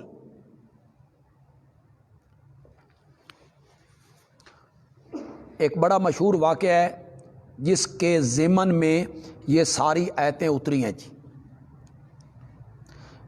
ایک یہودی اور کلمہ گو منافق کے مابین کسی معاملے میں اختلاف ہو گیا. یہودی کہنے لگا چل اپنے نبی کے پاس ان سے فیصلہ کروائیں. منافق کہنے لگا کہ نہیں، تیرا جو عالم ہے کعب ابن اشرف، تمہارا بڑا عالم ہے، اس سے فیصلہ کرواتے. یہودی نے کہا کلمہ ان کا پڑھتے ہو، نبی مانتے ہو، ان کے فیصلے کی بجائے فیصلے ہمارے علماء سے کرواتے ہو. وہ نبی پاک کی خدمت میں پہنچ گئے. یہودی چونکہ سچا تھا، اسے یقین تھا کہ نبی اکرم صلی اللہ علیہ وسلم انصاف پر مبنی فیصلہ کریں گے. منافق چونکہ جھوٹا تھا، یہ چاہتا تھا بھی کعب ابن اشرف کو کوئی رشوت دے کے اپنے حق میں فیصلہ کروا لوں. آپ نے فیصلہ یہودی کے حق میں کر دی. باہر نکلے تو منافق کہنے لگا حضرت عمر سے توثیق نہ کروا لیں. حضرت عمر اس زمانے میں مدینے کے جسٹس تھے، قاضی تھے. اس نے کہا چلو، وہ تو سچا جو تھا، چلو حضرت عمر سے بھی کروا لیتے. پہنچے، یہودی کہنے لگا جی ہم آپ کے نبی کے پاس گئے تھے، انہوں نے فیصلہ میرے حق میں کیا ہے، یہ اس فیصلے کو ماننے کی بجائے مجھے آپ کے پاس لایا ہے. حضرت عمر نے اس منافق سے پوچھا بھئی بات اسی طرح جس طرح یہ کہہ رہا ہے؟ اس نے کہا جی بات اسی طرح ہے۔ حضرت عمر نے تلوار نکالی اور اس منافق کی گردن قلم کر دی۔ فرمایا جو میرے نبی کے فیصلے کو نہیں مانتا اس کا فیصلہ عمر کی تلوار کرے۔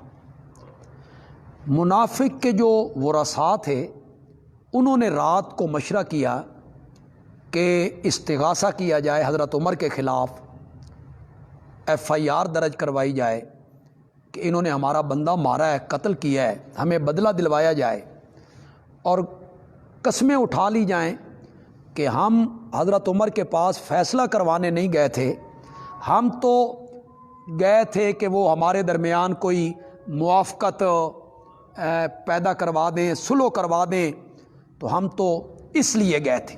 یہ ساری چیزیں ذہن میں رکھ لیں آپ، اب اس کا ترجمہ کرتے چلے جائیں۔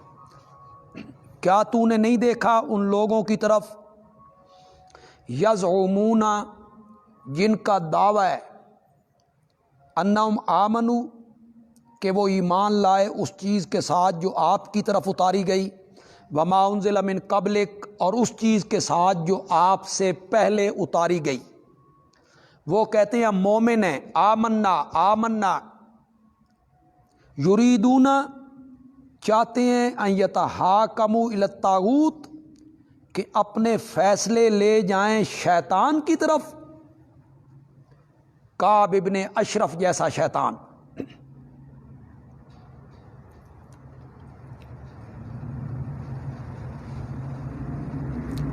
یہ بہت گستاخ تھا نبی پاک کا، نبی پاک نے اس کو قتل کروا دیا تھا۔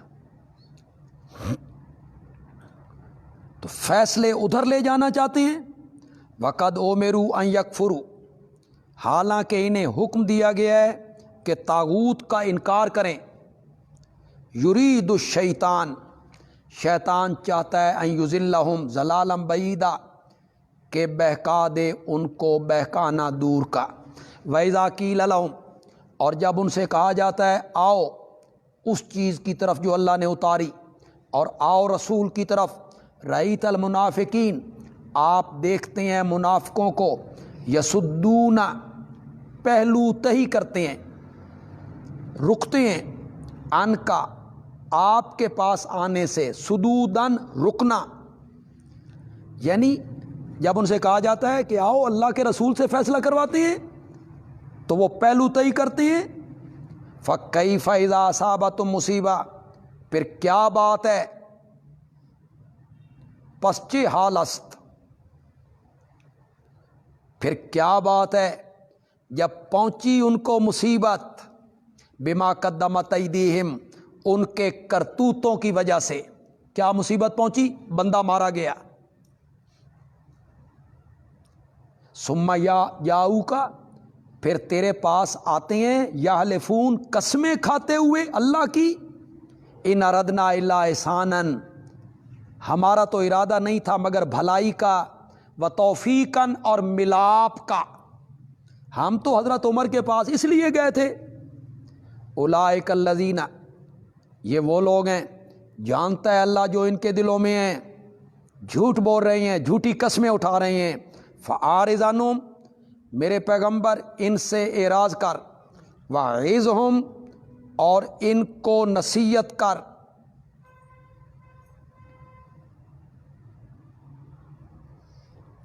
نصیحت کہ منافقت چھوڑ دو، منافقت سے باز آ جاؤ۔ وَقُلْ لَهُمْ فِي أَنفُسِهِمْ قَوْلًا بَلِيغًا، کہ ان کو ان کے حق میں بات بلیغاً کام کی۔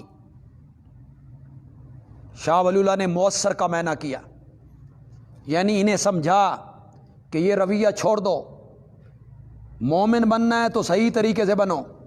وَمَا أَرْسَلْنَا مِن رَسُولٍ، نہیں بھیجا ہم نے کوئی رسول، إِلَّا لِيُطَاعَ بِإِذْنِ اللَّهِ، مگر اس لیے بھیجا کہ اس کی اطاعت کی جائے اللہ کے حکم سے۔ نبی تو آتا ہی اس لیے کہ اس کی اطاعت کی جائے، فرما برداری کی جائے، مگر یہ منافق ایسے ہیں کہ اطاعت سے روگردانی کرتے ہیں۔ وَلَوْ أَنَّهُمْ، اور اگر یہ لوگ اِذ ظَلَمُوا أَنفُسَهُمْ، جب انہوں نے ظلم کیا تھا اپنے آپ پر، جھوٹی قسمیں اٹھانا، آپ کے سامنے آ کے جھوٹ بولنا کہ ہمارا مقصد ہمارے بندے کا یہ نہیں تھا، جاؤ کا یہ آپ کے پاس آ جاتے، فاستغفر اللہ، اللہ سے بخشش طلب کرتے، واستغفر لهم الرسول، اور ان کے لیے رسول بھی بخشش مانگتا، لوجد اللہ توابا رحیما، تو پاتے اللہ کو توبہ قبول کرنے والا، رحم کرنے والا، بجائے اس کے معافی مانگنے کے، توبہ کرنے کے، آپ کی خدمت میں آنے کے، الٹا مشورے کرتے ہیں، دھوکہ دینا چاہتے ہیں، جھوٹی قسمیں اٹھا رہے ہیں۔ جو لوگ استشفاء قبور یا خاص کر کے قبر نبی اس بات کے قائل ہیں کہ نبی پاک سے درخواست کرنا کہ میں نے اپنے آپ پر ظلم کیا ہے، زیادتی کی ہے، آپ میرے لیے بخشش مانگیں، میں بھی بخشش مانگتا ہوں، آپ بھی بخشش میرے لیے مانگیں، جو اس بات کے قائل ہیں وہ اس آیت کو اپنے موقف پر بطور دلیل پیش کرتے ہیں۔ جاؤ کا پہ بہت زور لگاتے ہیں، جبکہ اس آیت کا تعلق آپ کی زندگی سے ہے، آپ کے انتقال کے بعد آپ سے استشفاء جائز نہیں۔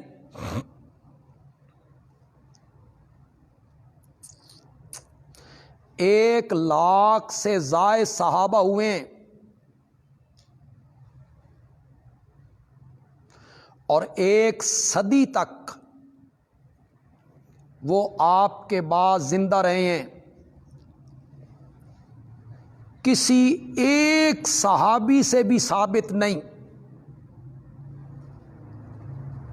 کہ وہ آپ کی قبر منور پہ آیا ہو اور آپ سے طلب مغفرت کی دعا مانگی ہو، التجا کی ہو، ایک صحابی سے بھی ثابت نہیں۔ ہاں، اس کے برعکس ثابت ہے، اور ثابت بھی کسی معمولی صحابی سے نہیں، ثابت بھی اس صحابی سے ہے جو مراد رسول ہے، حضرت سیدنا فاروق اعظم رضی اللہ تعالی عنہ، اور کتاب بھی کوئی معمولی نہیں، بخاری صفحہ 137 جلد پہلی،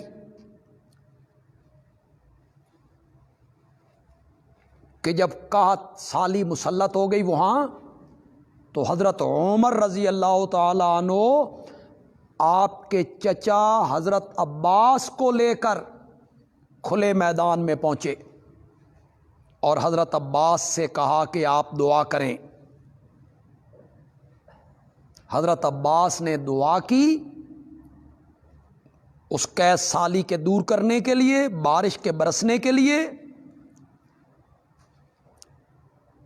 استدلال میرا یہ ہے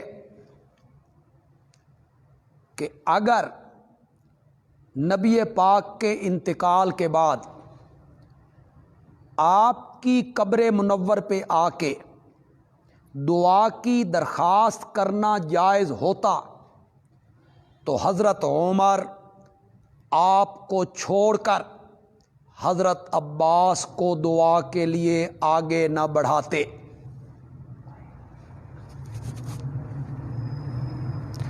سارے صحابہ نے خاموشی اختیار کی، کسی صحابی کا اختلافی نوٹ نہیں کہ کسی صحابی نے کہا ہو کہ امیر المومنین کیا کر رہے ہو، آؤ چلتے ہیں نبی پاک کی قبر منور پر۔ آج کتنے لوگ ہیں، کتنے نام نہاد مفتی ہیں، اب تو ہر بندہ ہمارے ملک میں مفتی بن گئے، مفتی کا لہکا اس کے ساتھ لگا دیا گیا۔ وہ آج لوگوں کو تلقین کر رہے ہیں کہ سارے سربراہ حکمران قبر نبی پہ آ جائیں۔ کل بھی کسی کا بڑا بیان تھا کہ میں ضمانت دیتا ہوں کہ سارے حکمران چلے جائیں، نبی پاک کو درخواست کریں، پہلے حضرت فاطمہ کو درخواست کریں۔ کتنے چکر لگانے ہیں، پہلے حضرت فاطمہ کو کہیں بھئی آپ اپنے بابا کو کہیں، پھر فاطمہ نبی پاک کو کہیں، پھر ہم بھی نبی پاک سے کہیں کہ امت پہ بڑا عجیب وقت آن پڑا ہے، تو آپ اللہ سے درخواست کریں، دعا کریں۔ تو اس نے کہا میں ضمانت دیتا ہوں کہ یہ وبا ٹل جائے گی۔ تو جب لوگوں نے اس کے مقابلے میں کمنٹ کیے کہ اللہ کو چھوڑ کے، بیت اللہ کو چھوڑ کے اللہ کے گھر نہ جاؤ اور وہاں جاؤ، تو کئی لوگوں نے جواب میں یہ آیت لکھ دی وَلَوْ أَنَّهُمْ ظَلَمُوا أَنفُسَهُمْ جَاءُوكَ۔ میں نے کہا اس آیت کی آپ کو سمجھ آئیے؟ حضرت علی اور حضرت معاویہ کے مابین جنگ ہوئی، حضرت علی اور حضرت سیدہ عائشہ کے مابین ناچاکی ہو گئی، تو ان میں سے تو کسی نے آ کے قبر نبی سے نہیں پوچھا۔ حضرت حسین رضی اللہ تعالیٰ عنہ مدینے سے نکلنے لگے، وہ تو اپنے نانا کی قبر پہ نہیں آئے کہ نانا میں جا رہا ہوں، میرے لیے کیا حکم ہے۔ کسی صحابی نے کسی مصیبت کے ٹائم حضرت عمر کے زمانے میں قید پڑ جاتا ہے تو وہ قبر نبی پہ نہیں جاتے، نبی پاک کو نہیں کہتے، حضرت عباس کو کہتے ہیں آپ دعا کریں۔ اس سے یہ بھی ثابت ہوا کہ زندہ بزرگ سے دعا کروانا کیا ہے، جائز ہے، اس میں کوئی اختلاف نہیں ہے۔ علامہ آلوسی رحمۃ اللہ علیہ نے تفسیر المعانی میں یہاں بہت خوبصورت لفظ لکھا، فَإِنَّهُ لَوْ كَانَ التَّوَسُّلُ بِهِ عَلَيْهِ السَّلَامُ بَعْدَ انتقالِهِ من هذه الدار فَإِنَّهُ لَوْ كَانَ التَّوَسُّلُ بِهِ عَلَيْهِ السَّلَامُ بعد انتقالِهِ من هذه الدار، اگر نبی پاک کے انتقال کے بعد نبی پاک کا توسل جائز ہوتا، علامہ آلوسی کہتا ہے لما عدلوا الی غیرہ، تو صحابہ اور حضرت عمر آپ کو چھوڑ کر کسی اور طرف نہ جاتے۔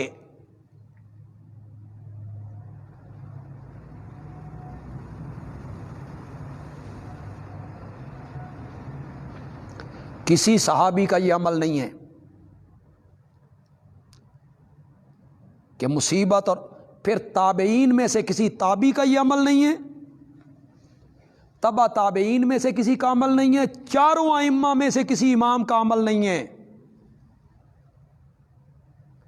کربلا کا قافلہ جب مدینے میں واپس آ گیا تو کیا حضرت زین العابدین قبر نبی پہ جا کے روئے کہ نانا ہمارے ساتھ کیا بن گیا ہے، آپ کے ہوتے ہوئے ہمارے ساتھ کیا بن گیا ہے؟ وہ جو ایک دیہاتی کا واقعہ ہے وفاء الوفا سے پیش کیا جاتا ہے کہ وہ نبی پاک کے انتقال کے بعد آیا، قبر نبی پہ لوٹ پوٹ ہونے لگ گیا، مٹی اپنے اوپر ڈالی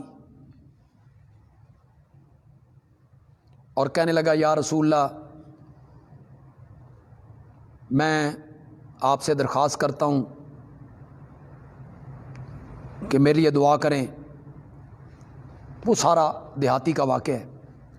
تو میں حیران ہوتا ہوں،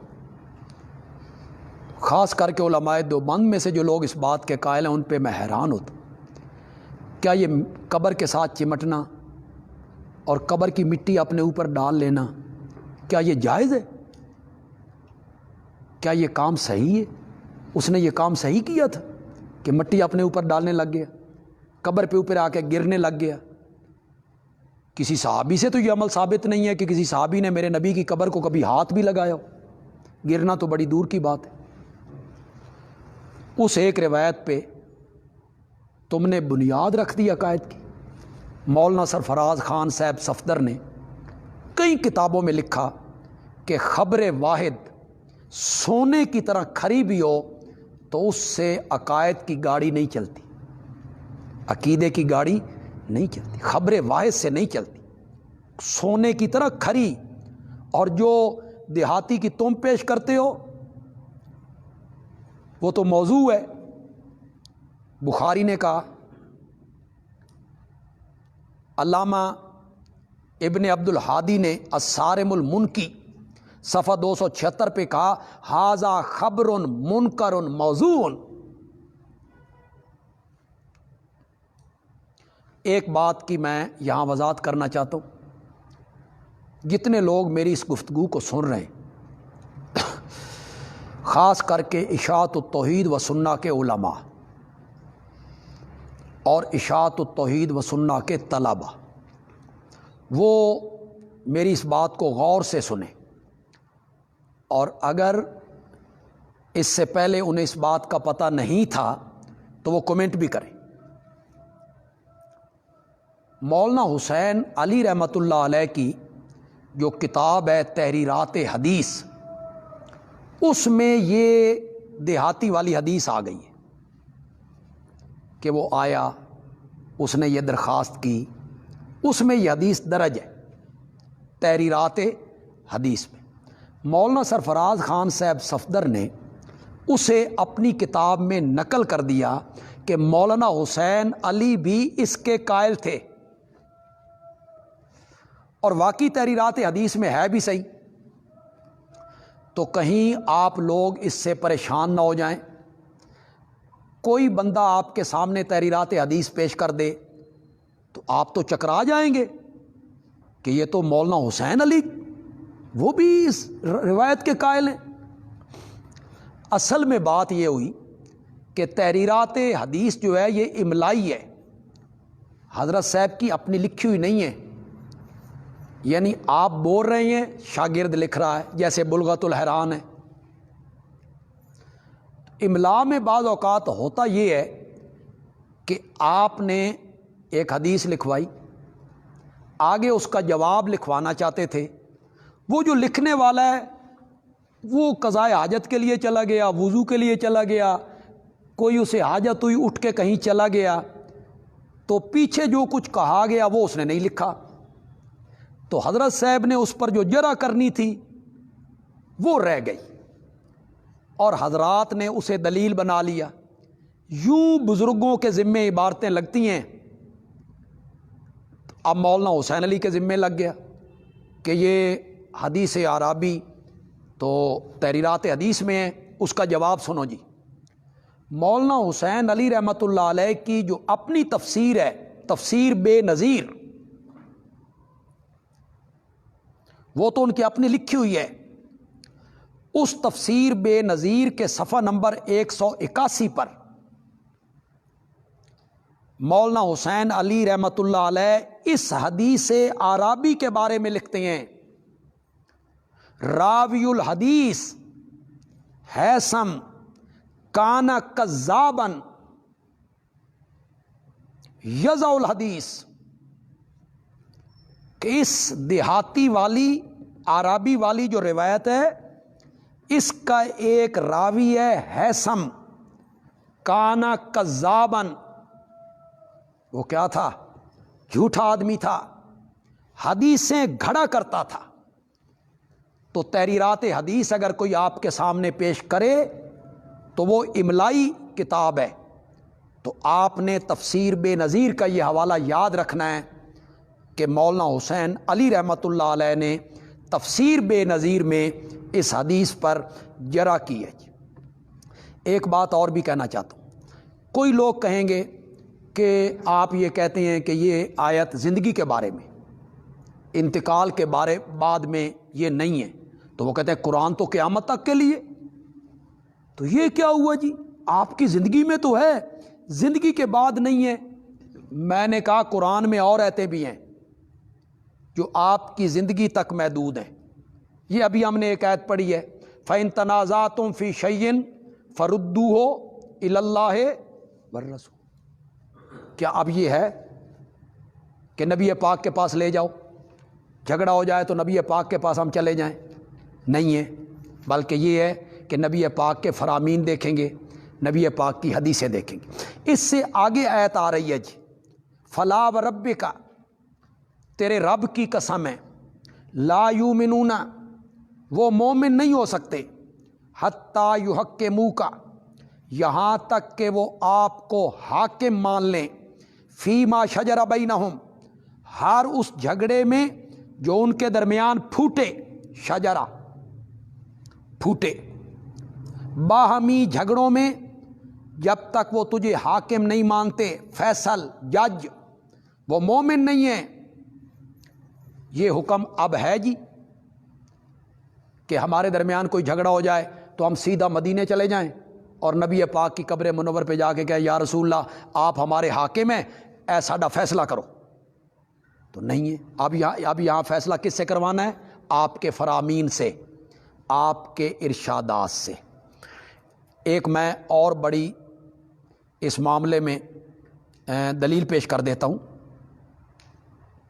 سورت ممتحنہ ہے، سورت ممتحنہ، آیت نمبر 12 ہے جی. یا ایھا النبی اذا جاءک المؤمنات، کیسے جی آگے؟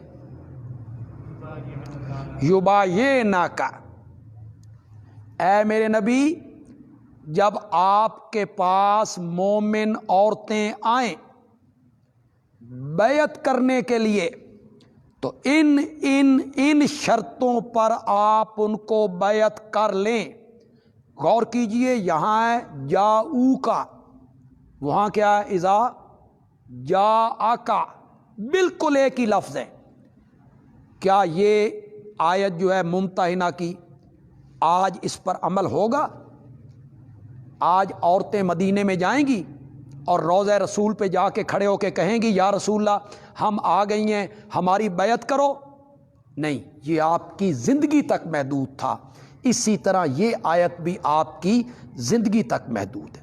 ثم لا یجدوا فی انفسہم حرجا، پھر وہ نہ پائیں اپنے دلوں میں کوئی تنگی، مما قضیت، آپ کے فیصلے سے. ظاہر بات ہے ایک کے خلاف ہونا ہے فیصلہ، تو جس کے خلاف ہو جائے فیصلہ وہ اپنے دل میں تنگی نہ پائے. وَيُسَلِّمُوا تَسْلِيمًا، اور قبول کر لیں فرما برداری سے. وَلَوْ أَنَّا كَتَبْنَا عَلَيْهِمْ، ہم نے تو بڑا آسان سا طریقہ بتایا تھا معافی کا کہ میرے نبی کی خدمت میں آ جاؤ، توبہ کر لو، معافی مانگ لو. وَلَوْ أَنَّا كَتَبْنَا عَلَيْهِمْ، اور اگر ہم ان پر حکم کرتے کہ قتل کرو اپنے آپ کو، توبہ قبول تب ہوگی جب اپنے آپ کو قتل کرو، یا نکل جاؤ اپنے گھروں سے. توبہ کی شرط یہ ہوتی ما فعلوا الا قلیل منہم، تو یہ کام نہ کرتے مگر ان میں سے تھوڑے. ولو انہم، اور اگر یہ وہی کریں جس کی ان کو نصیحت کی جا رہی ہے، آسان احکام، تو ان کے حق میں بہتر ہے. واشد تثبیتاً، اور زیادہ ثابت رکھنے والا ہے. وَإِذًا، اور اس وقت ہم دیں گے ان کو اپنی طرف سے اجراً عظیما، عظیم اجر. وَلَهَدَيْنَاهُمْ صِرَاطًا مُسْتَقِيمًا، اور ہم چلائیں گے ان کو سیدھے رستے پر. اگر وہ ہمارے احکام کو مان لیں، نبی کی بات کو مان لیں، اطاعت کریں، تو ہم انہیں اجر بھی دیں گے، صراط مستقیم پہ بھی چلائیں گے. یہ تو ہو گئی دنیاوی نعمت. آؤ تمہیں بتائیں اخروی نعمت کیا دیں گے. یہ تو دنیاوی نفع ہو گئے. وَمَن یُطِعِ اللَّهَ وَالرَّسُولَ، اخروی نفع بھی سن لو، جس نے اطاعت کی اللہ کی. یہ بشارت اخروی ہے مخلص مومنوں کے لیے، جس نے اطاعت کی اللہ کی اور رسول کی، پس وہ لوگ ان لوگوں کے ساتھ ہوں گے جن پہ اللہ نے انعام کی، ان کی معیت میں ہوں گے.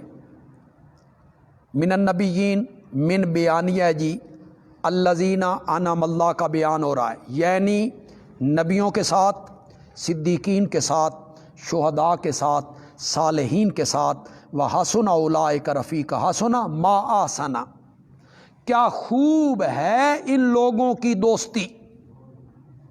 اللہ ہم سب کو نصیب فرما دے۔ ذالک الفضل من اللہ، یہ اللہ کی طرف سے فضل ہے، آخرت میں ان لوگوں کی رفاقت۔ وکفا باللہ علیما، اور کافی اللہ جاننے والا۔ یا ایھا الذین آمنوا خذوا حذرکم، دوسرا حکم جی، دوسرا حکم سلطانی۔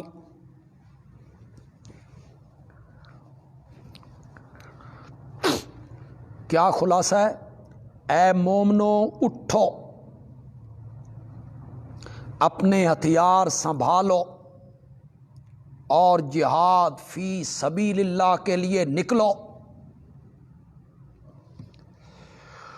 اے ایمان والو، لے لو حذرکم، اپنا بچاؤ، لفظی معنی جی بچاؤ،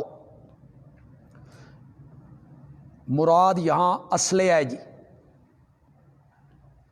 فانفروا ثبات، پس نکلو جدا جدا، جس جماعت میں 10 سے زیادہ لوگ ہوں جی، ثبات۔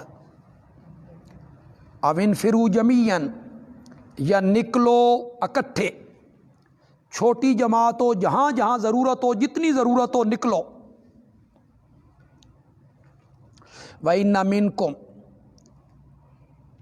یہاں سے لے کے کئی آیتوں تک اللہ منافقوں کے رویے پر 5 شکوے کریں گے جی، جو جہاد سے جی چراتے ہیں، نہیں نکلنا چاہتے۔ وَإِنَّ مِنْكُمْ، اور یقیناً تم میں سے، لَمَن لَيُبَطِّئَنَّ، کچھ وہ ہیں جو پسو پیش کرتے ہیں۔ شاہ عبد القادر سے نے میں نے کیا، دیر لگا دے گا، دیر لگا دے گا، جلدی نہیں نکلیں گے۔ میں نے کیا پسو پیش کرتے ہیں، ابھی جاتے ہیں جی، سوچتے ہیں جی، مشورہ کرتے ہیں جی، کوئی سواری دیکھتے ہیں جی۔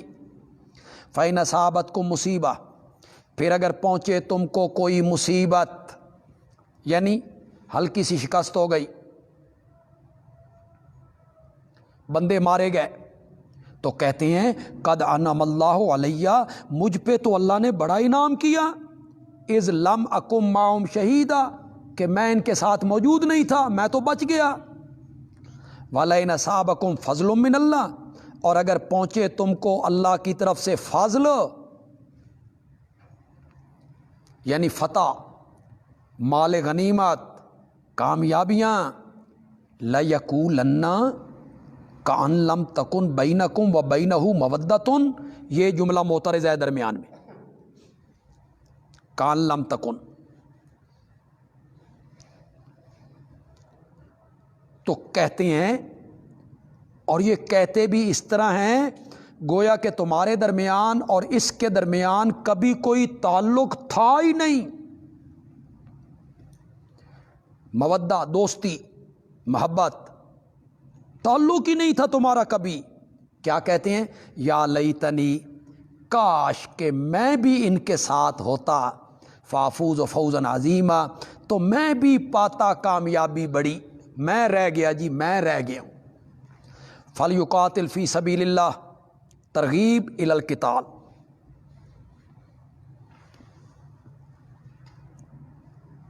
منافق جہاد سے جی چراتے ہیں تو چراتے رہیں۔ مخلص مومنوں کو کیا کرنا چاہیے؟ پس چاہیے کہ لڑیں اللہ کی راہ میں وہ لوگ، الذین یشرون، جو بیچتے ہیں، یشرون ازداد میں سے ہے جی، خریدنے کا معنی بھی ہے، بیچنے کا معنی بھی، جو بیچتے ہیں دنیا کی زندگی کو بدلے آخرت کے۔ کیوں لڑیں؟ وَمَن یُقاتل فی سبیل اللہ، اس لیے کہ جو لڑتا ہے اللہ کی راہ میں، فیقتل، پھر وہ مارا جاتا ہے، او یغلب، یا وہ غالب آ جاتا ہے، فسوف نؤتی اجرا عظیما، تو ہم دیں گے اس کو اجر عظیم۔ وما لکم لا تقاتلون فی سبیل اللہ، تیسرا حکم جی، تیسرا حکم رعیت۔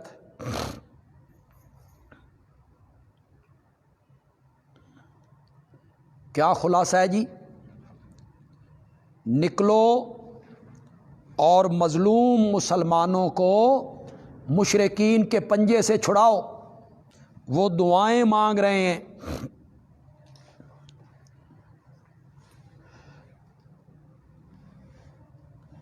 تمہیں کیا ہو گیا ہے؟ مالکم، تمہیں کیا ہو گیا ہے کہ نہیں لڑتے ہو اللہ کی راہ میں؟ والمستضعفین، جلالین نے لکھا فی تلخیص المستضعفین،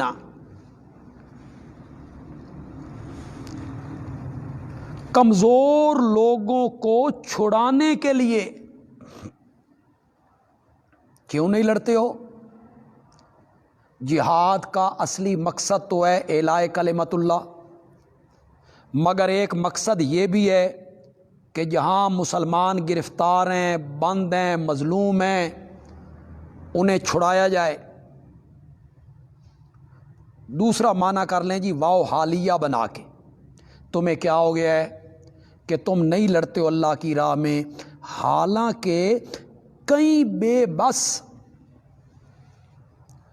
کئی مغلوب مرد، عورتیں، بچے، الذین یقولون، جو دعائیں مانگتے ہیں، اے ہمارے رب نکال ہم کو اس بستی سے جس کے رہنے والے بڑے ظالم ہیں، مکہ مراد ہے جی، نکال ہم کو اس بستی سے جس کے رہنے والے بڑے ظالم ہیں، کوئی سبب پیدا کر، وَاجْعَلْ لَنَا مِن لَدُنْكَ وَلِيًّا، بنا ہمارے لیے اپنی طرف سے کوئی حمیتی، اور بنا ہمارے لیے اپنی طرف سے کوئی مددگار۔ آج جو کشمیر میں مظلوم مسلمان ہیں، برما میں ہیں، فلسطین میں ہیں، شام میں ہیں، وہ بھی یہی دعائیں مانگ رہے ہیں۔ چھوٹے چھوٹے بچے، معصوم بچے، بچیاں پکار رہے ہیں، کہاں ہے محمد ابن قاسم، کہاں ہے صلاح الدین ایوبی؟ وہ جو ایک چھوٹا بچہ جو بعد میں شہید بھی ہو گیا، اس سے جب انٹرویو لیا ایک صحافی نے، تو اس نے کہا میں اللہ کے پاس جا کے اللہ کو سب کچھ بتا دوں گا، میں اللہ کے پاس جاؤں گا تو میں اللہ کو سب کچھ بتا دوں گا۔ آج جو کچھ ہمارے ساتھ ہو رہا ہے، شاید یہ مکافات عمل ہے ان مظلوموں کے بارے میں۔ چھوٹے چھوٹے بچے، 8-8 9-9 سال کی بچیاں اور بچے، جن کے اوپر جوان فوجی ان کے جسموں پہ چڑھ جاتے، بچوں کے، ان کی آہیں کہاں تک پہنچتی ہوگی۔ کشمیر میں ہمارا لاک ڈاؤن تو 1 مہینہ ہوا ہے، اور لاک ڈاؤن بھی ایسا ہے کہ ہم باہر بھی جا رہے ہیں، مسجدوں میں بھی آ رہے ہیں، سودا بھی مل رہا ہے، ہوٹلوں پہ بھی کھانے پینے کی سامان بھی۔ اور کشمیر میں کتنے مہینوں سے لاک ڈاؤن ہے، جہاں بچوں کو دودھ تک نہیں ملتا، یہ سروس تک نہیں ہے انٹرنیٹ کی۔ تو جہاد کا مقصد تو اعلاء کلمت اللہ ہوتا ہے، لیکن ایک مقصد یہ بھی قرآن نے ذکر کیا کہ جو مظلوم لوگ ظالموں کی بستیوں میں پکڑے ہوئے ہیں، قید ہیں، دعائیں مانگ رہے ہیں، ان کی مدد کرو، ان کو چھڑاؤ۔ الذین آمنوا، ترغیب الی الجہاد، جو لوگ ایمان لائے وہ لڑتے ہیں اللہ کی راہ میں۔ لڑتے تو سب ہیں، کافر بھی لڑ رہے ہیں، مومن بھی لڑ رہے ہیں، لیکن فرق کیا ہے؟ جو مومن ہیں لڑتے ہیں اللہ کی راہ میں، اور جو کافر ہیں وہ لڑتے ہیں شیطان کی راہ میں۔ شاہ ولی اللہ صاحب نے میں نے کیا معبود در راہ معبود باطل، شاہ عبد القادر نے میں نے کیا مفسد طاغوت، فسادی لوگوں کی راہ میں۔ فقاتلوا اولیاء الشیطان، پس لڑو شیطان کے حامیوں سے۔ ان قید الشیطان کان ضعیفا، یقیناً شیطان کا جو فریب ہے وہ کمزور ہے، وہ مضبوط نہیں ہے، تو تم ان کے خلاف لڑو گے تو یہ سارا مکر و فریب ان کا ختم ہو جائے گا۔